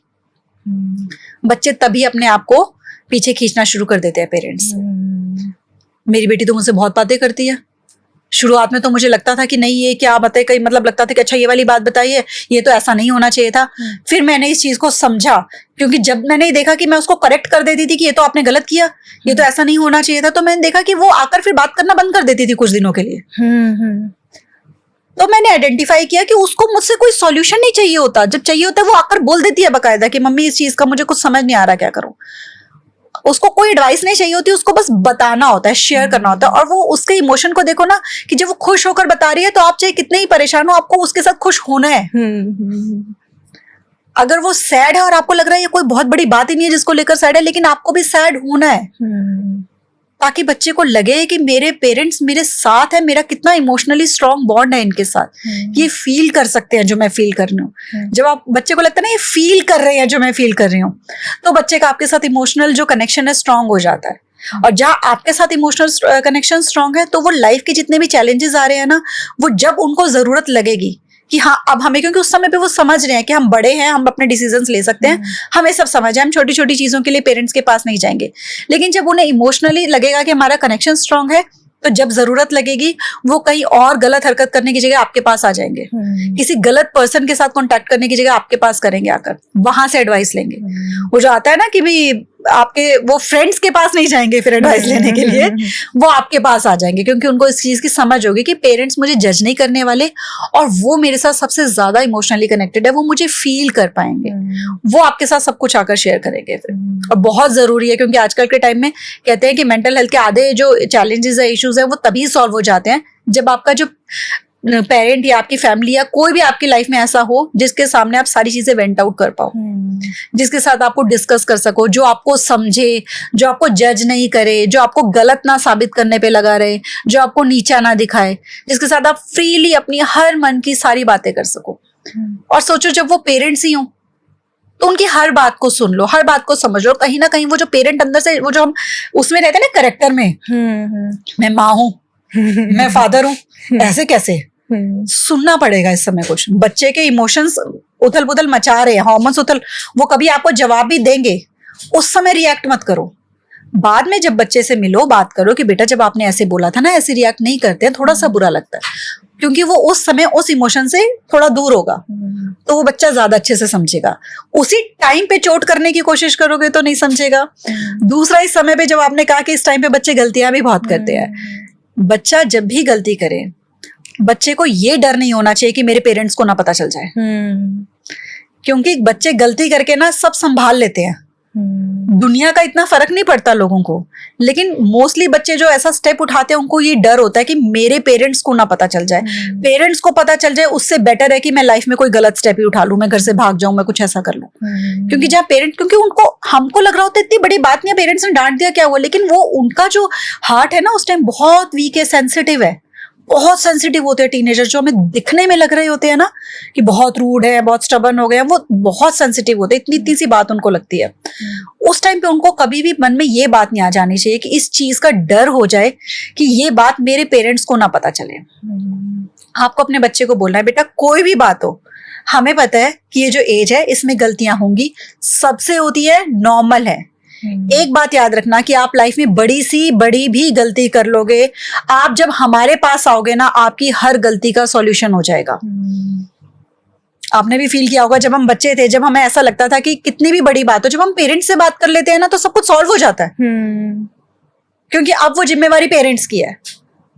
मैंने अपनी बेटी को ये बोल रखा है, चाहे कोई भी बात हो जाए लाइफ में, कहाँ जब आपको सबसे ज्यादा डर लग जाए ना कि हाँ ये पेरेंट्स को ना पता चले, वो बात सबसे जरूरी है आकर डिस्कस करने। सबसे पहले उन्हीं को पता चलनी चाहिए, सबसे पहले उनको पता चलनी चाहिए, क्योंकि जितना आप पेरेंट्स से छुपाओगे उतना आप और ज्यादा उस प्रॉब्लम में फंसते चले जाओगे।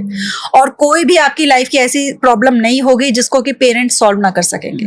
हो सकता है कुछ ऐसा हो जो सॉल्व ना हो पा रहा हो, लेकिन आपको इमोशनल सपोर्ट तो हमारी हमेशा रहेगी। हमारे लिए आप ही सबसे इंपॉर्टेंट हो। चाहे उस टाइम पे टीनेजर्स लग रहे होते हैं, लेकिन वो प्यार तो पेरेंट्स फिर भी उनको बहुत करते हैं ना, जो वो कंट्रोल भी करने की कोशिश कर रहे हैं, डांटने की भी कोशिश कर रहे हैं, तो वो सारा कहीं ना कहीं यही चीज है कि वो प्यार ज्यादा करें। और इस टाइम पे डर रहे हैं पेरेंट्स कि बच्चा कुछ गलत स्टेप ना उठा ले, तो पेरेंट्स को ये समझना है कि अब हम अपना तरीका कुछ ऐसा कर ले कि बच्चा डरे ना। हम जो डर रहे हैं, बच्चा हमसे न डरे। हम बच्चे से डर रहे होते हैं कि बच्चा कुछ ना कर ले, बच्चा हमसे डर रहा होता है कि इनको पता ना चल जाए, तो वो डर दोनों तरह के खत्म कर दो। इतना क्लोज आ जाओ, बच्चे को किसी भी तरह की कोई भी बात हो आप हमसे कर सकते हो। बच्चा करे उसको फ्री माइंड से, ओपन माइंड से सुनो आकर। तो अपने आप जो है कि बच्चा जो भी आपको लगेगा अभी गलतियां कर भी रहा है, कुछ भी कर रहा है। और तीसरा, बच्चे को ना ये श्योरिटी बहुत होनी चाहिए कि मेरे पेरेंट्स किसी और से ज्यादा मुझ पे विश्वास करते हैं। ये बहुत जरूरी होता है, क्योंकि कई बार क्या होता है कि किसी आसपास के पड़ोस के किसी ने आकर बोल दिया आपका बच्चा ऐसा है, आपका बच्चा हमने वहां देखा, आपका बच्चा ऐसे झगड़ा कर रहा था, आपके बच्चे को ये करते हुए हमने देखा, और पेरेंट्स बैठे होते डंडा लेकर आ जाए घर। नहीं, वो पड़ोस का जो पर्सन है उसके साथ जिंदगी नहीं निभानी है, उसकी जिंदगी की रिस्पॉन्सिबिलिटी आपकी नहीं है। आज के टाइम पे बच्चे सेंसिटिव हैं, अगर उनको पता चला कि पेरेंट्स ऐसे रिएक्ट करते हैं, बच्चे घर ही नहीं आएंगे। फिर जब वो गलत स्टेप उठाएंगे तो भी तो हमको ही आगे से दुख होगा ना। तो हमको उस टाइम क्या कहते हैं कि पेशेंस के साथ काम लेना है। जब भी कोई बात पता चले, बहुत शांत हो जाओ, बच्चे से बहुत आराम से पूछो कि कुछ ऐसा हुआ है क्या, कोई ऐसा बता रहा था। फिर बच्चे से पूछने दो। अगर बच्चा कहता है नहीं, मतलब बच्चा आपके साथ अभी शेयर नहीं करना चाह रहा, कोई बात नहीं, टाइम दो उसको, वो अपने आप अपने इमोशंस को प्रोसेस करके आपके पास आ जाएगा। लेकिन उसको ये कॉन्फिडेंस आ जाएगा कि मेरे पेरेंट्स मुझ पे विश्वास करते हैं। जब उसको ये कॉन्फिडेंस होगा ना, मुझ पे विश्वास करते हैं और मेरी मानी, तो वो बच्चे को भी, क्योंकि पता तो चल जाता है कि पेरेंट्स को मालूम है बात, लेकिन जब उसको ये अंदर से कॉन्फिडेंस आ जाता है कि मेरे पेरेंट्स मुझ पे विश्वास करते हैं, तो फिर उसको वो जो चीज होती है ना कि बाकी बाहर मेरा कोई कुछ नहीं बिगाड़ सकता, क्योंकि मेरे पेरेंट्स मेरे साथ खड़े हैं। बच्चे को ये मैसेज दो कि हम किसी और से इस बात को लेकर लड़ सकते हैं कि हमारा बच्चा, आपकी हिम्मत ही कैसे हुई हमारे बच्चे के बारे में बात बोलने की। कोई बात होगी वो हम देखेंगे, हमारा बच्चा, कोई थर्ड पर्सन नहीं आकर डिसाइड करेगा कि हमारे बच्चे को क्या करना है क्या नहीं करना है।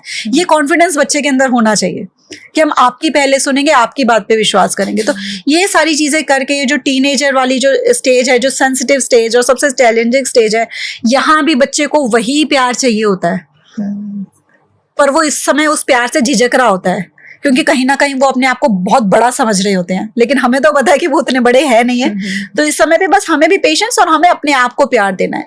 अपनी बहुत एक सिंपल सी टेक्निक है, आप कोई भी फॉलो कर सकता है। आप जैसे इस समय पे, आपका बेटा कितने साल का है?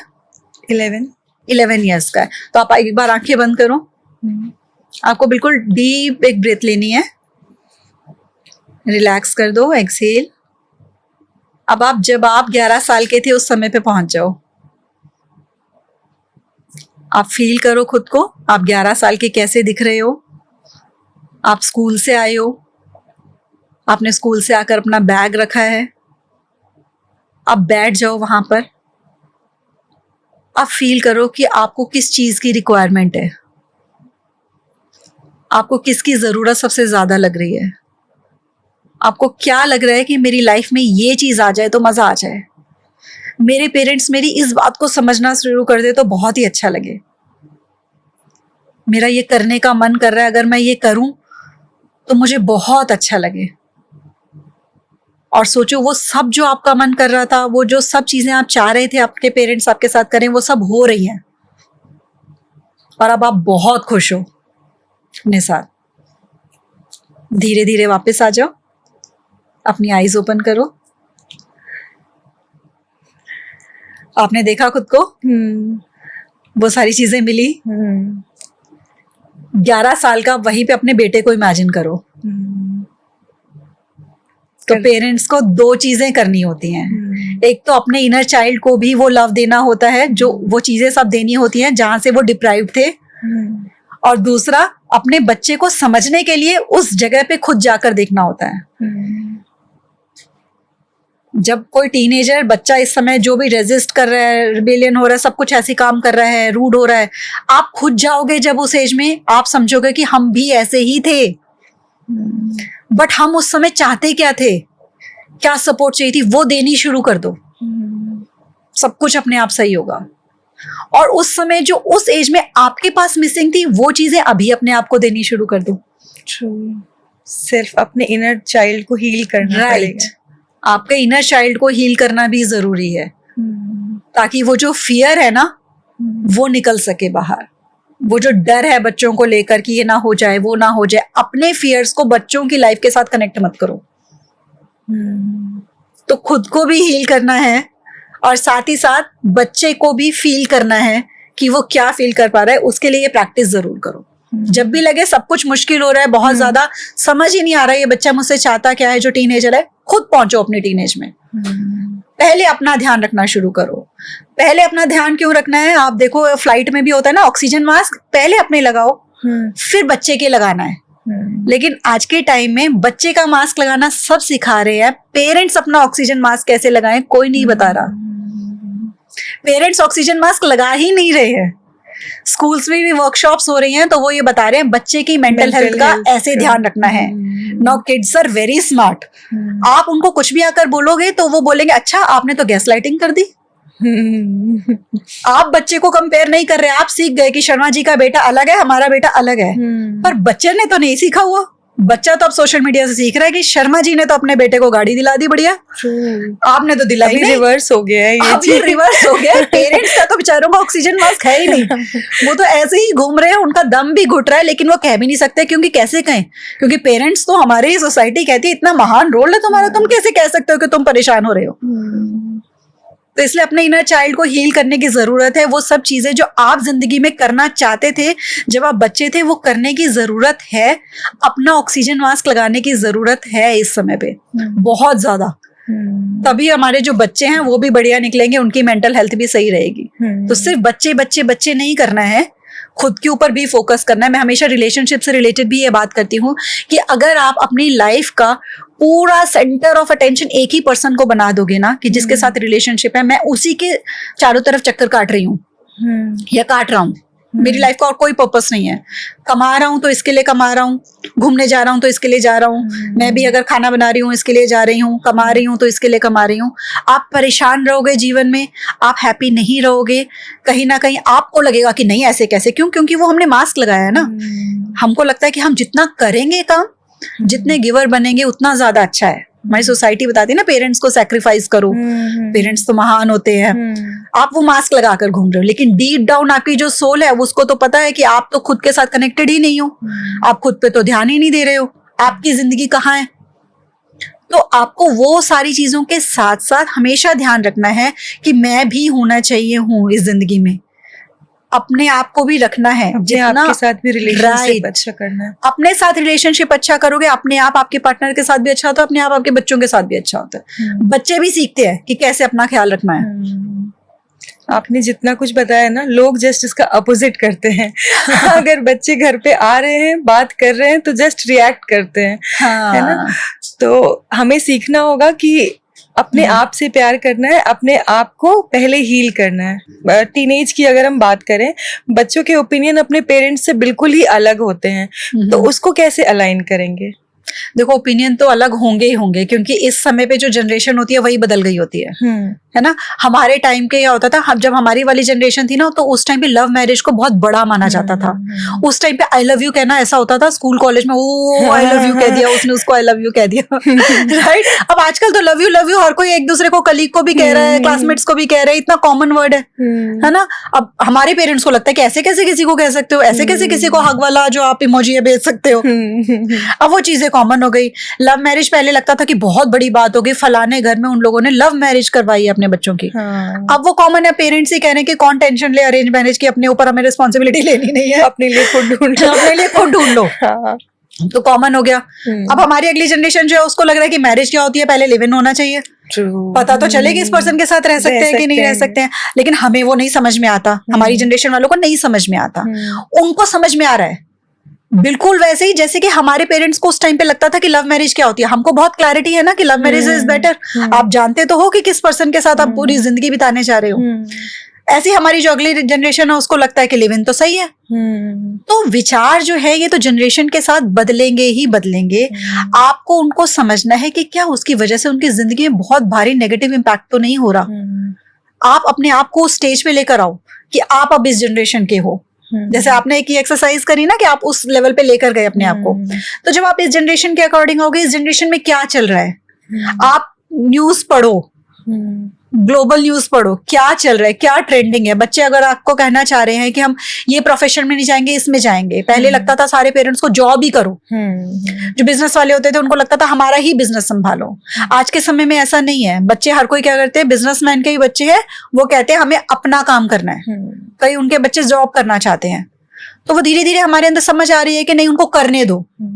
तो ऐसे ही जो ओपिनियंस है ये चेंज होंगे ही होंगे, हमको उनको क्लैश नहीं करना है, हमें उनकी बात सुननी है, समझनी है, क्योंकि जहां आपने क्लैश किया बच्चों ने तो वो काम करना ही करना है, वो फिर छुप कर करेंगे। तो इसलिए बेटर है कि जो कह रहे हैं उसमें आप उनके साथ हो जाओ, ताकि आप उनको लाइफ में अगर कोई दिक्कत होती है तो वहां से उनको बचा तो सको, वहां उनको सपोर्ट तो प्रोवाइड कर सको। अगर आपने वहीं क्लैश कर दिया ना कि बेटा ये चीज गलत है, तो आप तो वहां से पहले ही बच्चे ने हटा दिए। अब आपको पता भी नहीं चलेगा कि बच्चा आपके पीठ पीछे क्या कर रहा है, वही डिसीजन ले रहा है कि नहीं ले रहा है। तो इस समय पे बहुत, क्योंकि समाज में मैंने कहा कि इस टाइम पे सोसाइटी भी ऐसी है कि बहुत जरूरी है बच्चे जो उस टाइम बाल बुद्धि हैं, जिनके अंदर वो मैच्योरिटी है ही नहीं है इस समय पे, उनको ये सिखाना शुरू करो कि लाइफ में क्या सही होता है, क्या गलत होता है। बाकी वो डिसीजंस अपनी लाइफ के खुद ले, आप उनके डिसीजंस लेने में उनकी हेल्प करो। बस वो आपके पास आ रहे हैं अगर अपनी बात करने, अपना डिसीजन शेयर करने, तो उस चीज में ही बहुत बड़ी बात है कि उन्होंने आपको इस काबिल समझ लिया है।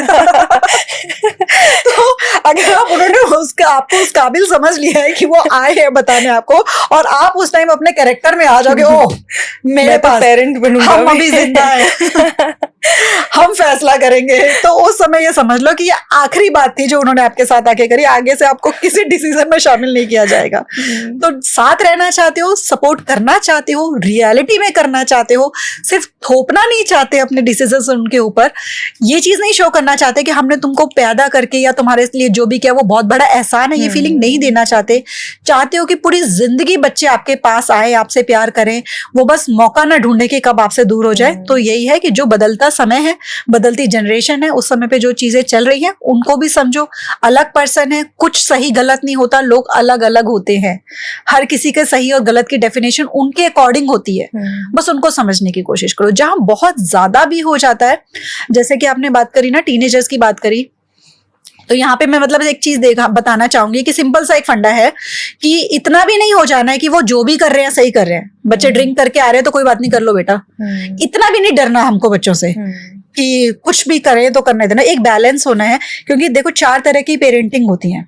एक होती है ऑथोरिटेरियन, जिसमें क्या है कि आप बच्चे के सारे डिसीजंस लेते हो, बच्चे को खुद से कुछ नहीं करना आता है, रूल्स हैं, रेगुलेशंस है, बच्चा अंदर से घर से आए, शूज यहाँ उतारो, हैंड वॉश करो, कपड़े चेंज करो, यहाँ हैंग कर दो, ठीक है, आप यही खाओगे, यही बना है, सब कुछ उसमें चल रहा है। पेरेंट्स इंटरेक्ट कर ही नहीं रहे, बात कर ही नहीं रहे। वो पुरानी कई मूवीज में दिखाते थे ना, ऐसे हिटलर वाले पेरेंट्स होते थे, प्रॉपर हिटलर टाइप। हाँ, तो वो अथॉरिटी अगर आप बनाकर रखोगे कि हम कुछ तुम्हारे मालिक टाइप है, तो तुम जब तक हमारे उसमें हो, हमारे अंडर हो, तब तक ये ऐसे ही चलना है, तो वो भी ठीक नहीं है। क्योंकि आप बच्चे ना रोबोट बना रहे हो, जो सारे इंस्ट्रक्शंस अपने अंदर फीड करके सब कुछ करते तो चले जा रहे हैं, लेकिन उनका अपना कुछ भी, कोई सेल्फ एस्टीम नहीं है, कोई कॉन्फिडेंस लेवल नहीं है, कुछ नहीं है उनका। और आपके साथ तो बिल्कुल ही कनेक्शन वीक रहेगा उनका। आपके साथ ना वो कुछ डिस्कस करेंगे, ना वो आपके साथ कुछ भी आकर लाइफ में कुछ भी शेयर करेंगे। तो दूसरा होता है परमिसिव, उसमें क्या है कि सब कुछ कर लो बेटा, जूते जहां मर्जी फेंक लो, बेड खेल रहा है तो खेल रहा, रहने दो, खाने का मन है तो बेटा खा लो, नहीं खाने का मन तो नहीं खाओ, टीवी देखना आज सारा दिन, कोई बात नहीं बेटा देखते रहो। वो भी गलत है। बच्चे को लाइफ में डिसिप्लिन समझ में ही नहीं आया क्या होता है। बच्चे के सारे आप काम करके दे रहे हो, हम करेंगे सारे, जब तक बच्चा हमारे पास है हम ही करेंगे इसके सारे काम। बच्चे को अपनी रिस्पॉन्सिबिलिटी नहीं उठानी आई। अब आप तो उसको बच्चे को बच्चा बच्चा बच्चा करके पैम्पर कर रहे हो, लेकिन लाइफ में जब रियल लाइफ में निकलेगा तो सारी दुनिया थोड़ी उसे पैम्पर करेगी। उसके सोशल स्किल्स भी नहीं डेवलप हो पाएंगे, वो समझेगा ही नहीं कि अलग अलग तरह के लोग होते हैं। कोई आपके साथ स्ट्रिक्ट भी होगा, वो कोई काम नहीं कर पाएंगे। वो कोई कंपनी में जाएंगे, वो जो बॉस है उनको लगेगा ऐसे कैसे मुझे कह दिया काम करने को। इस टाइप के बच्चे ज्यादा सफर करते हैं। जो आजकल आ रहा है ना, जो जेनजी के लिए बोला जा रहा है कि वो जाके आगे से कहते हैं कि हम क्यों तुम्हारे इंस्ट्रक्शंस को फॉलो करें, हमें क्यों कह रहे हो। तो वो भी सही नहीं है बच्चे के लिए। आपके लिए तो पेरेंटिंग बहुत आसान हो जाएगी, कोई जोर नहीं लग रहा दिमाग का, पेरेंटिंग बहुत आसान हो गई। तीसरा है कि जो नेग्लेक्ट होता है, बिल्कुल इमोशनली अनअवेलेबल है पेरेंट्स। वो आ रहे हैं जिन्होंने मतलब फुल टाइम ही रखे हुआ है कोई केयर टेकर। अगर आपको केयर टेकर रखना भी है, कोई सपोर्ट चाहिए भी, तो भी आपको ढूंढना है कि कैसा ऐसा टाइम हो कि बच्चे को लगे कि ये पेरेंट्स हैं मेरे। तो कई ऐसी जगहें भी हैं जहाँ पे पेरेंट्स अवेलेबल ही नहीं है, काम कर रहे हैं, बाहर जा रहे हैं, पार्टीज में जा रहे हैं, या फिर अपने वर्क में इतना ज्यादा बिजी हैं कि बच्चे अपने आप ही बड़े होते जा रहे हैं, केयर टेकर्स ही उनको पूरा टाइम ध्यान रखें। तो वहां बिल्कुल ही बच्चे का ना तो इमोशनल कनेक्शन बनेगा, आगे चल के बच्चे अंदर ही अंदर लोनली हो जाते हैं वो बहुत ज्यादा। तो वो इमोशनली भी वीक हो जाते हैं क्योंकि उनको कहीं पे भी सिक्योर नहीं फील होता। जो पेरेंट्स के साथ कनेक्शन बन के सिक्योर फील करते हैं वो नहीं फील होता, वो कॉन्फिडेंस भी लो हो जाता है उनका। फिर चौथे होते हैं ऑथोरिटेटिव। उसमें क्या है कि आप एक बैलेंस्ड अप्रोच लेके चलते हो। आप बच्चे को प्यार भी कर रहे हो, आप बच्चे को साथ साथ डिसिप्लिन भी सिखा रहे हो। जहां हम बात टीनेजर्स बच्चों की भी कर रहे हैं, आप उनको ऑर्डर नहीं दे रहे हो, आप उनको बोल रहे हो लेकिन डिसीजन उन्हें लेने दे रहे हो कि बेटा उठोगे ना अपना बेड सेट कर लेना। आप पीछे नहीं पड़े हो, मैं खड़ी हूं, करो सेट। ये जैसे मेरे नेक्स्ट क्वेश्चन इसी के लिए था कि फ्रीडम और डिसिप्लिन के बीच में बैलेंस कैसे लेके। हाँ, आई थिंक ये पेरेंटिंग स्टाइल, यही पेरेंटिंग स्टाइल है कि एक बैलेंस। आपको पता है कि कुछ चीजें जो आपको लगता है बच्चा अपने आप डिसीजंस ले सकता है, उसको ले लेने दो। और कुछ चीजें जहां पे आपको लगता है कि चीजें गलत हो सकती है, वहां पर आपको भी डिसिप्लिन थोड़ा सा मेंटेन करने की जरूरत है। जो मैंने बात करी थी ना कि 6-7 साल का बच्चा होते है उसको डिसिप्लिन सिखाना शुरू कर दो, तो वहां टीनेज में वो आसान हो जाता है क्योंकि बच्चा ऑटोमेटिकली डिसिप्लिन फॉलो कर रहा है। वो मुश्किल नहीं आएगी। फिर आपको पता है, उसे पता है घर में कुछ चीजें हैं कि अपना खा के अपनी प्लेट खुद रख कर आनी है। आपको पता है कि स्कूल से आए टिफिन निकाल कर आपको सिंक में रखना है। अपने शूज जो है आपको खुद पॉलिश कर लेने हैं। ये डिसिप्लिन में आ गया। ये डिसिप्लिन में आ गया कि आपको अपनी केयर करनी है। अपनी फ्रीडम ये है कि अगर आप चाह रहे हो कि टीवी देखना है, देख लो 2 घंटे के लिए। आप उसको फिर डिसिप्लिन साथ में बैलेंस कैसे करना, डिसाइड कर लो। इतने टाइम तक देखना है। राइट। जैसे मेरी जो छोटी वाली बेटी है, उसको गेम खेलना अच्छा लगता है टैब पे। अब उसको गेम खेलना अच्छा लगता है, मैं उसके साथ बैठी, हम डिसाइड करते हैं बेटा मिलकर कि कौन सा गेम खेलना है। अब उसने 2-3 किए, बेटा ये तो अच्छा नहीं है। उनको अब मना कर रहे हो ना, साथ में रीजन दो। बेटा इससे तो आपकी मेंटल हेल्थ पे असर पड़ेगा, है ना, इससे आपका माइंड खराब हो सकता है, ये चीजें हो सकती है। बेटा ये वाले में तो बहुत फास्ट मूविंग है, आईज पे स्ट्रेस पड़ता है। हाँ, ये फिर वो कहती मम्मा हाँ ये वाली ठीक लग रही है, ये आप खेल सकते हो। बच्चे को लगा मेरी चॉइस है, उसको डिसीजंस लेने में साथ में हेल्प कर दो मिलकर कि ठीक है बेटा, अगर आप ये करना चाहते हो, मैं आपको बिल्कुल मना नहीं करी क्योंकि इस टाइम पे आप स्क्रीन से तो छोड़ ही नहीं सकते। आप ये करना चाहते हो आप करो, आपको लग रहा है मैं अपनी फ्रेंड्स के साथ भी बाहर खेलने जाना चाहती हूँ, कोई बात नहीं, खेल लो, इतने बजे घर आ जाना। डिसिप्लिन साथ में, ये नहीं कि आप गए हो तो आप पढ़ाई को देख ही नहीं रहे हो। आपको बेटा आपके एग्जाम्स चल रहे हैं लेकिन बच्चा कह रहा है कि मेरा मन कर रहा है टीवी देखने का। अब आप कहो कि बैन है, घर में आप टीवी देख ही नहीं सकते, आप खेलने जा ही नहीं सकते क्योंकि एग्जाम्स चल रहे हैं, वो गलत है। आप बच्चे को कहो ठीक है जाओ बेटा, कोई बात नहीं, वो भी जरूरी है, आप जाओ, आप ऐसा करो आधे घंटे में खेलकर वापस आ जाना, फिर आप अपना पढ़ लेना। बच्चा ज्यादा खुश होकर पढ़ेगा, उसको पढ़ाई बोझ नहीं लगेगी। तो डिसिप्लिन इस तरीके से लाइफ में आए कि बच्चे को लगे ये मैं खुद कर रहा हूं या कर रही हूँ, ये मेरे डिसीजंस हैं और ये मेरे अच्छे के लिए हैं। जिस चीज के लिए मुझे मना करा जा रहा है वो मेरे अच्छे के लिए है, और वो तभी होगा जब आपने उसके साथ इमोशनली कनेक्शन स्ट्रॉन्ग करा होगा। आप बात बात पे, हर बात पे उसको मना नहीं कर रहे हो, आप अपनी फ्रस्ट्रेशन इरिटेशन सारे उसके ऊपर नहीं निकाल रहे हो। आप कभी गुस्सा हो भी गए उस पे तो आपको पता है कि आपने गलत किया और आपको रियलाइजेशन हो गई, लेकिन आप कैरेक्टर में नहीं हो कि मैं तो पेरेंट हूं, आप जाके सॉरी बोल रहे हो।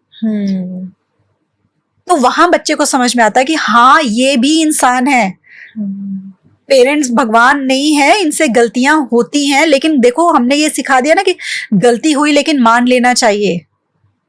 तो ये सारी चीजें जब बैलेंस में चलती हैं ना, तो वहां बच्चे फिर कॉन्फिडेंट बनते हैं, आगे चल के सिक्योर्ड भी रहते हैं, और वो लाइफ में आगे चल के उनके सोशल स्किल्स भी अच्छे रहते हैं, और वो लाइफ में अपने आप को ज्यादा अच्छे से हैंडल करना चाहते हैं, अपने इमोशंस को भी रेगुलेट कर पाते हैं। तो ये बेस्ट होता है कि बैलेंस बनाओ, ये नहीं कि सब कुछ ही कर लेने दो और ये भी नहीं कि कुछ भी ना करने दो। कुछ चीजों में डिसिप्लिन रखो और कुछ चीजों में जो लगता है इतनी ज्यादा इम्पैक्ट नहीं करेंगी वहां फ्रीडम भी दो। इस टाइम पे पेरेंट्स के पास जो पेरेंटिंग का इतना बड़ा चैलेंज है, वो स्कूल की तरफ से भी प्रेशर्स बहुत ज्यादा आते हैं। मतलब मेंटल हेल्थ पेरेंट्स का इसलिए भी डिस्टर्ब हो सकता है, इसके बारे में क्या कहेंगे आप?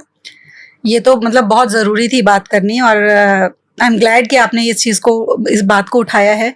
तो वाकई में स्कूल्स की तरफ से जो प्रेशर आ रहा है बच्चों के ऊपर तो आ ही रहा है। मैंने कहा कि 80% से ज्यादा बच्चे जो है, वो सर्वे हुआ था उसमें उन्होंने बताया कि एकेडमिक प्रेशर फील करते हैं। तो क्योंकि कहीं ना कहीं बहुत ज्यादा रैट रेस के लिए रेडी किया जा रहा है बच्चों को, कोचिंग ये वो पता नहीं क्या क्या चीजों में एक्स्ट्रा, ये वाले एग्जाम वो वाले एग्जाम्स, फिर हाई परफॉर्मेंस का उनके ऊपर प्रेशर बहुत ज्यादा आ रहा है।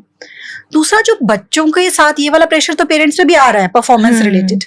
दूसरा देखो, आप एक चीज बड़ी, मतलब आप अगर रिलेट कर पाओगे एज अ मदर, कि क्योंकि आजकल मदर्स भी वर्किंग हैं, और ये जो टाइमिंग स्कूल्स की होती है कहीं बहुत ऑड रहती है। पहले के समय से जब ये टाइमिंग शुरू हुई थी, होता था कि लोग बहुत जल्दी उठते थे, जल्दी काम पे जाते थे, शाम को सब जल्दी सो जाते थे, 8-9 बजे तक सब सो जाते थे, जो हमारे से बड़ी वाली जनरेशन के थे। अब वो समय नहीं है। अब कई पेरेंट्स लेट आ रहे हैं, लेट नाइट तक वर्क कर रहे हैं, बच्चे भी 10-10, 11-11 बजे सो रहे हैं और सुबह उनको 5, 5:30, 6 बजे उठ के सुबह 6:30, पौने 7 निकलना है स्कूल के लिए। तो बच्चों की नींद पूरी नहीं हो रही है, नींद पूरी नहीं हुई, मेंटल हेल्थ सफर हुई। मदर जिनको बच्चों से 1 घंटा पहले उठना है, नींद पूरी नहीं हुई, मेंटल हेल्थ सफर हुई। बच्चे को कौन मिली? एक फ्रस्ट्रेटेड, इरिटेटेड मदर। उनकी परफॉर्मेंस भी खराब होगी अपने वर्क फ्रंट पे, बच्चों की परफॉर्मेंस भी खराब होगी एकेडमिक्स पे। तो एक तो ये टाइमिंग का मुझे लगता है कि स्कूल्स का जो ये होता है, ये बहुत ज्यादा प्रेशर है जो कि डिले होना चाहिए। और बहुत से लोग आजकल मैंने देखा पिटीशन भी इस चीज को लेकर कर रहे हैं कि टाइमिंग थोड़ी सी आगे हो जानी चाहिए। और जो वर्किंग है उनको हेल्प मिल जाएगी, जो स्कूल टाइमिंग है, ऑफिस टाइमिंग है, अगर मैच करते होंगे कि मदर भी चलो जा रही है तो उसके बच्चे उसी टाइम पे स्कूल जा रहे हैं और उसी टाइम पे वापस आ रहे हैं, बहुत ईजी हो जाएगा। जो स्कूल की टीचर्स है उनके लिए बड़ा ईजी हो जाएगा कि चलो उनके बच्चे भी साथ ही निकल कर जा रहे हैं, वो चीजें मैच हो जाती हैं उनकी। तो कई चीजों का ये चीजें हैं। एक जो मुझे लगता है कि जो स्कूल में प्रोजेक्ट्स होते हैं, जो बच्चों का होमवर्क होता है, हॉलीडेज होमवर्क होते हैं, तो ये सारा जो होते हैं, मैंने देखा कि मैक्सिमम एज अ मदर आप रिलेट कर पाओगे, वो मदर्स ही कर रही होती है। प्रोजेक्ट्स बच्चों के लिए कम, हमारे लिए ज्यादा होते हैं। राइट। और हम कर रहे हैं, और अदरवाइज अब आप देखो आजकल तो सर्विसेज शुरू हो गई है। आप वेकेशन शुरू होने से पहले ही आपके पास मैसेजेस आने शुरू हो जाते हैं ग्रुप में कि आप बच्चों का प्रोजेक्ट बनवाओ। तो वो क्यों बन रहे हैं? उससे बच्चे क्या सीख रहे हैं? वो अननेसेसरी पेरेंट्स के ऊपर प्रेशर नहीं है क्या कि आपको ये करवाना? अब आप बच्चे को नहीं करवाओगे अगर, तो बच्चा स्कूल में जाकर फिर वो फील करेगा कि मेरा नहीं हुआ ये काम। अब जिसके वर्किंग है वो तो कर नहीं पा रहे हैं, जिसके नॉन वर्किंग है उन्होंने करके दे दिया अगर। और फिर जो मदर के कुकिंग स्किल्स को चेक किया जाता है, ये तो मुझे लगता है कि ये हर दूसरे दिन बच्चों का जो ये टिफिन कंपटीशन होता है ना, मुझे समझ में नहीं आ रहा कि मदर्स को परफेक्ट करने के चक्कर में लगे हैं कि बच्चों की अपब्रिंगिंग उनको देखनी है, बच्चों को आपको आगे बेटर ह्यूमन बीइंग बनाना है। आप टिफिन कंपटीशन कर रहे हो, जरूरी नहीं है कि हर किसी की मदर मास्टर शेफ होगी। बच्चा फील करता है जब उसे लगता है कि किसी और की मम्मी ने अच्छा टिफिन बना के दे दिया, मेरी मम्मी को तो आता नहीं है। मदर्स को जज मत करो, पेरेंट्स के कॉम्पिटिशन्स मत करवाओ। पेरेंट्स ऑलरेडी अपनी लाइफ में बहुत जगह स्ट्रेस्ड है, बहुत काम कर रहे हैं, बहुत सारी चीजें जगल कर रहे हैं। आजकल के बच्चों को लाइफस्टाइल की जो चीजें देनी है वो पहले नहीं थी, बच्चे उन सब चीजों के मैनेजमेंट में लगे हैं। आजकल स्कूल्स की फीस इतनी ज्यादा है कि आपकी कमाई का मेजर पोर्शन जो है बच्चों की फीस में जा रहा है। बच्चे अपने आप एंगेज होंगे अपने पेरेंट्स के साथ, बच्चे अपने आप देखेंगे। आपको चाहिए ही है तो कुछ गेम्स करवाओ कभी कभी स्कूल्स में बुलाकर कि चलो पेरेंट्स और बच्चों का एंगेजमेंट हो रहा है, आपस में वो मिल रहे हैं। पेरेंट्स से काम मत करवाओ। पेरेंट्स ऑलरेडी बहुत काम कर रहे हैं, बहुत प्रेशर है, उनको काम मत दो। वो स्कूल इसीलिए भेज रहे हैं कि कुछ समय तक वो इस रिस्पॉन्सिबिलिटी से थोड़ा सा बच के, बाकी उनकी जो रिसोर्सेज, क्योंकि वो प्रोवाइडर है, उनको बहुत सारी चीजें प्रोवाइड करनी है, वो उसी के जुगाड़ में लगे हैं, वो वही सारी चीजें मैनेज करने में लगे हैं। तो उस समय पे आपको बच्चे का उस शेप करना है। तो जैसे मैंने बताया कि एम्पैथी स्किल्स मैंने कहा था बच्चों को सिखाने बहुत जरूरी है, ग्रैटिट्यूड लेकर आना है, बच्चों को काइंड पर्सन बनाओ, बच्चों को कंपैशन सिखाओ, बच्चों को कम्युनिटी सर्विसेज करवाओ प्रोजेक्ट्स के नाम पे। ये जो हर दूसरे दिन इतनी फीस होती है, फिर हर दूसरे दिन ट्रिप जा रहे हैं, अब हम यहाँ घुमाने लेके जा रहे हैं बच्चों को, हम बच्चे घूम रहे हैं पेरेंट्स के साथ।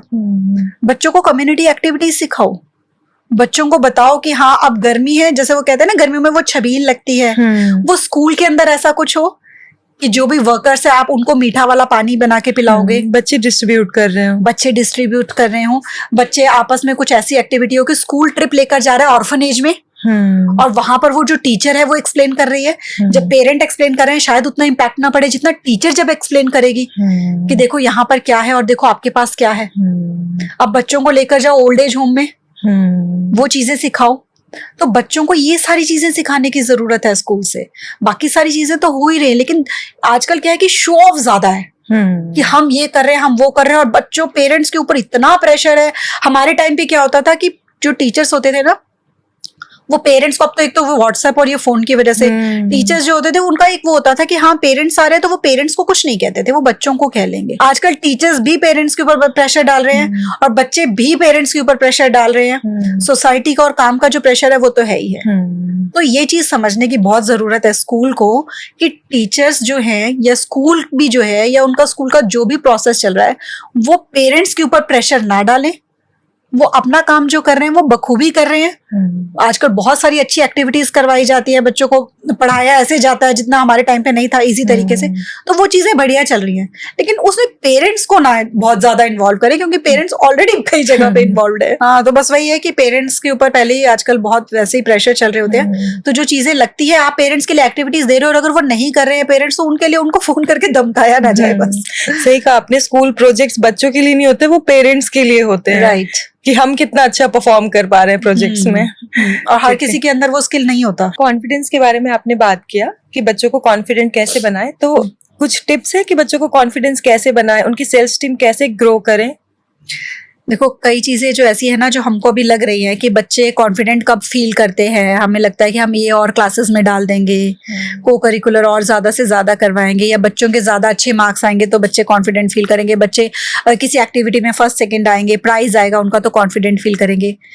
हमको बच्चों को अभी कॉन्फिडेंट फील करवाना है कि हमको बच्चों को एक कॉन्फिडेंट पर्सन बनाना है। लॉन्ग टर्म गोल है या शॉर्ट टर्म है? शॉर्ट टर्म है तो फिर बच्चों के पीछे लगे रहो कि बेटा इसमें फर्स्ट आ जाइए और ये कर लियो, ये सारा कॉन्फिडेंस बच्चे के अंदर आ रहा है। लॉन्ग टर्म कर रहे हैं तो देखो कि हम कब कॉन्फिडेंट फील करते थे, हम कैसे अपने, जब हमें अपने ऊपर कॉन्फिडेंस पे काम करना तो हम क्या करते हैं, वो बच्चों के ऊपर काम करना है। मैं इसको सिंप्लीफाई कर देती हूँ। कुछ एक बेसिक लाइफ के स्किल्स जिनको सीख लेने से आप किसी और के ऊपर डिपेंडेंट नहीं रह जाते, वो जब आप सीख लेते हो ना तो असली कॉन्फिडेंस आता है, जो इनर कॉन्फिडेंस होता है, जो कि एक्सटर्नल चीजों पे डिपेंडेंट नहीं रहता कि कोई प्रेज करेगा तो कॉन्फिडेंट फील करेंगे, कुछ अचीवमेंट होगी तो कॉन्फिडेंट फील करेंगे, किसी से बेहतर हो जाएंगे तो कॉन्फिडेंट फील करेंगे। वो इनर कॉन्फिडेंस आता है जो लाइफ लॉन्ग रहता है। कुछ एक लाइफ स्किल सिखा दो, जैसे कि फाइनेंशियल डिसीजंस लेना सिखा दो बच्चों को।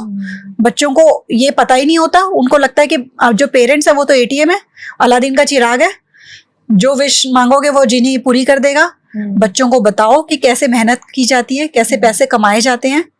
बच्चों को हाथ में पैसा दो और उनको जब आपको लगे कि बच्चे को हिसाब किताब करना समझ में आ रहा है, थोड़ा बहुत उसको प्लस माइनस आ रहा है तो उसको हाथ में पैसे दो और बताओ आपके पास इतने पैसे हैं, या आप या तो पिगी बैंक में डाल के ये वाली चीज ले सकते हो, या फिर अभी आप ये वाली चीज ले लो। धीरे धीरे बच्चा अपने आप मनी मैनेजमेंट सीख जाएगा। बहुत इंपॉर्टेंट है, आज तक लोग सीख रहे हैं बैठकर कि मनी कैसे मैनेज करें। स्टार्टिंग से छोटी छोटी चीजें सिखानी शुरू कर दो। दूसरा, बच्चों को कुकिंग बेसिक लाइफ स्किल है, वो जरूर सिखाओ, ताकि आजकल तो जैसे मोस्टली बच्चे इर्रेस्पेक्टिव ऑफ जेंडर, हाँ इर्रेस्पेक्टिव ऑफ जेंडर, कोई भी जेंडर है, आजकल मोस्टली बच्चे क्या है फॉरेन कंट्रीज में जा रहे हैं, सब अब्रॉड जाना चाह रहे हैं हायर स्टडीज के लिए या फिर जॉब के लिए। वहां पर जाकर तो आपको फैसिलिटीज नहीं मिलती यहाँ वाली, तो इसीलिए आपको कुकिंग तो आना चाहिए। कुछ एक चीजें आपके एज के हिसाब से, जेंडर के हिसाब से नहीं कि लड़का है तो ये, लड़की है तो ये ना। लड़के को भूखा क्यों मारना है हमें? मतलब लड़का सारी जिंदगी किसी ना किसी फीमेल के पीछे इसीलिए भागता रहे कि कोई मुझे पका के खिला दे। वो सोच हटानी है ना जो पहले जमाने में होती थी कि इसकी शादी कर दो, कोई पका के खिलाने वाली आ जाएगी। खिलाने वाले कुक भी आ जाते हैं आजकल, हल्दीराम्स के रेडीमेड बैग भी मिल जाते हैं, गरम करो खा लो। अपने हाथ से पका के खाने में जो कॉन्फिडेंस आता है ना वो एक अलग होता है। फिर होता है कि आप जिसको खुद से पका के खाना होता है ना, उसको दुनिया के किसी भी कोने में भेज दो, वो कुछ ना कुछ ढूंढ ही लेता है अपना पेट भरने के लिए कि कैसे पकाना है। तो मैं हमेशा यही कहती हूँ कि पका के खाने का स्किल भी आना चाहिए और कमा के खाने का भी स्किल आना चाहिए। आजकल पेरेंट्स कमा के खाने पे फोकस कर रहे हैं, पका के खाने को इग्नोर कर रहे हैं। वो भी उतना ही इंपॉर्टेंट है जितना कमा के खाना है। तो ये दूसरा स्किल ये जरूर सिखाओ। तीसरा, घर के छोटे मोटे काम।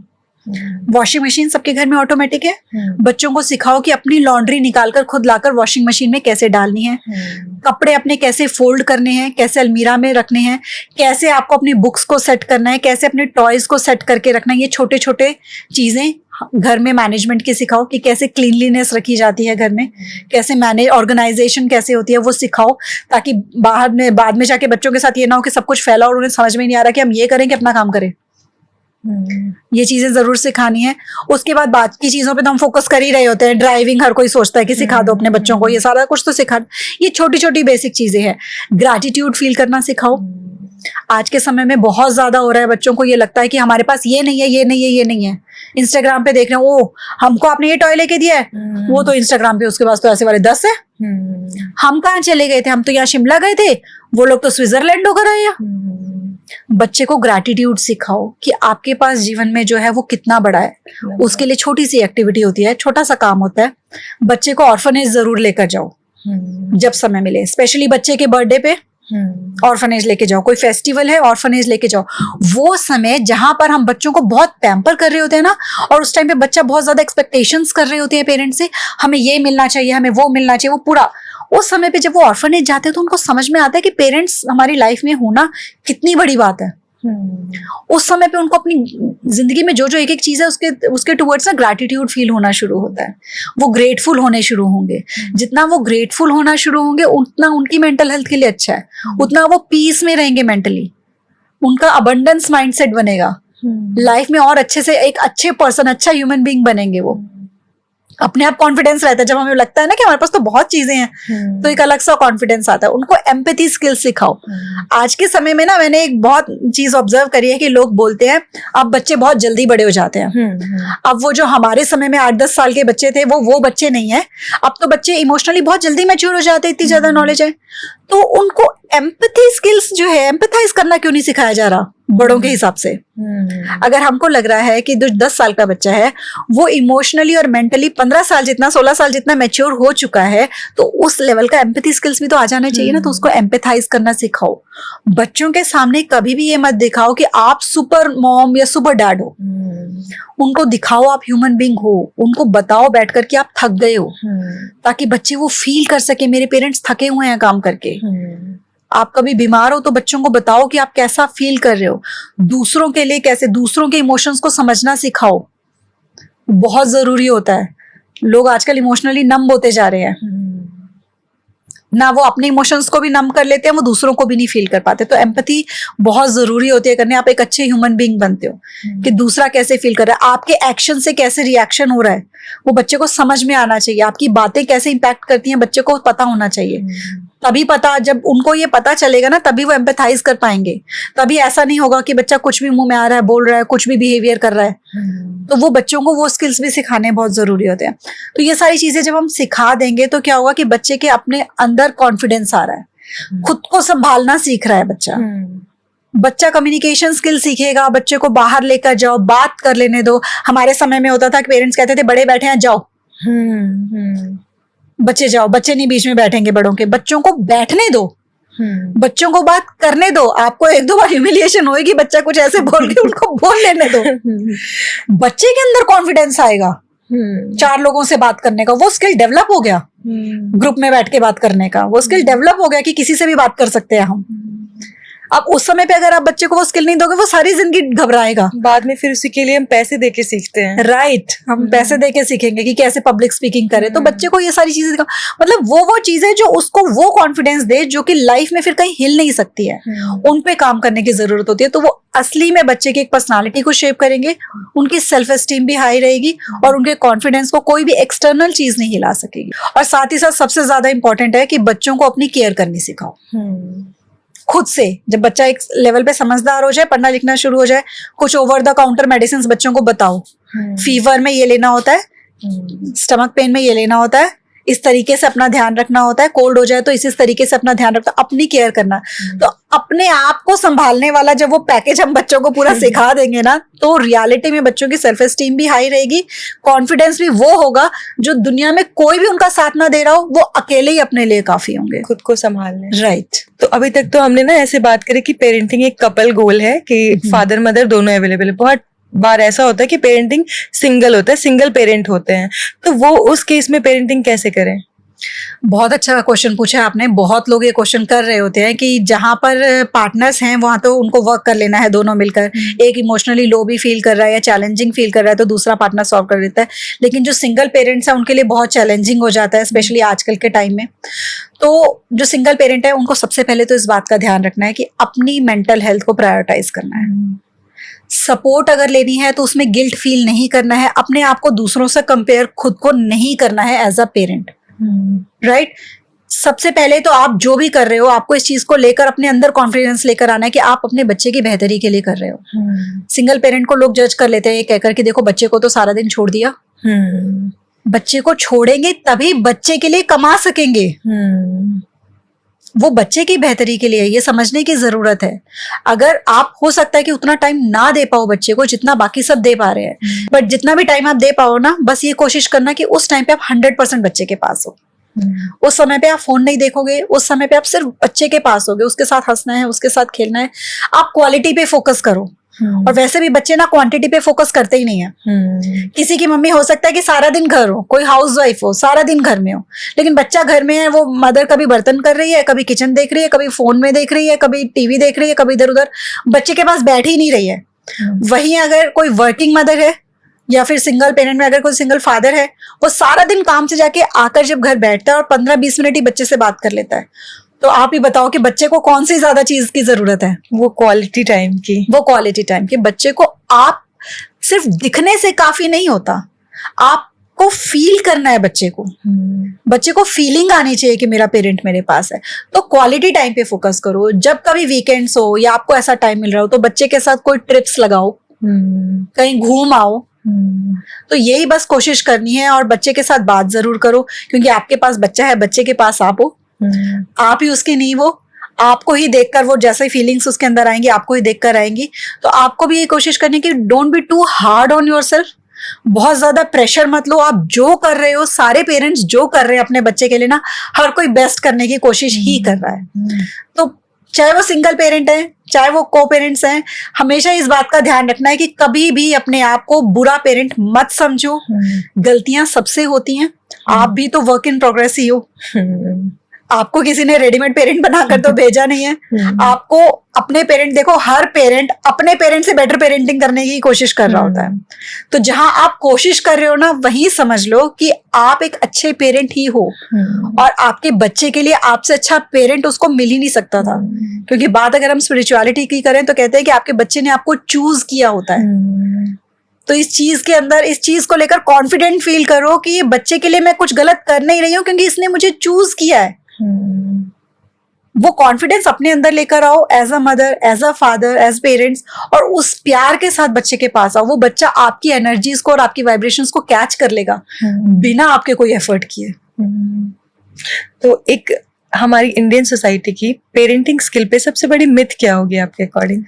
सबसे बड़ी मिथ हमारी इंडियन पेरेंटिंग सोसाइटी की, वैसे तो हमारे इंडियन पेरेंटिंग सोसाइटी में पेरेंटिंग को लेकर बहुत ही सारे मिथ्स होते हैं, जो कि हमको अब जाकर समझ में आने शुरू हुए हैं कि एज अ पेरेंट क्या करना चाहिए और क्या नहीं करना चाहिए, क्या चीजें सही हैं, क्या चीजें गलत है। सबसे बड़ा मिथ अगर मैं कहूँ तो जो हमको ये लगता है ना कि अपनी लाइफ को छोड़कर सारा का सारा बच्चों के ऊपर ही फोकस कर देना चाहिए।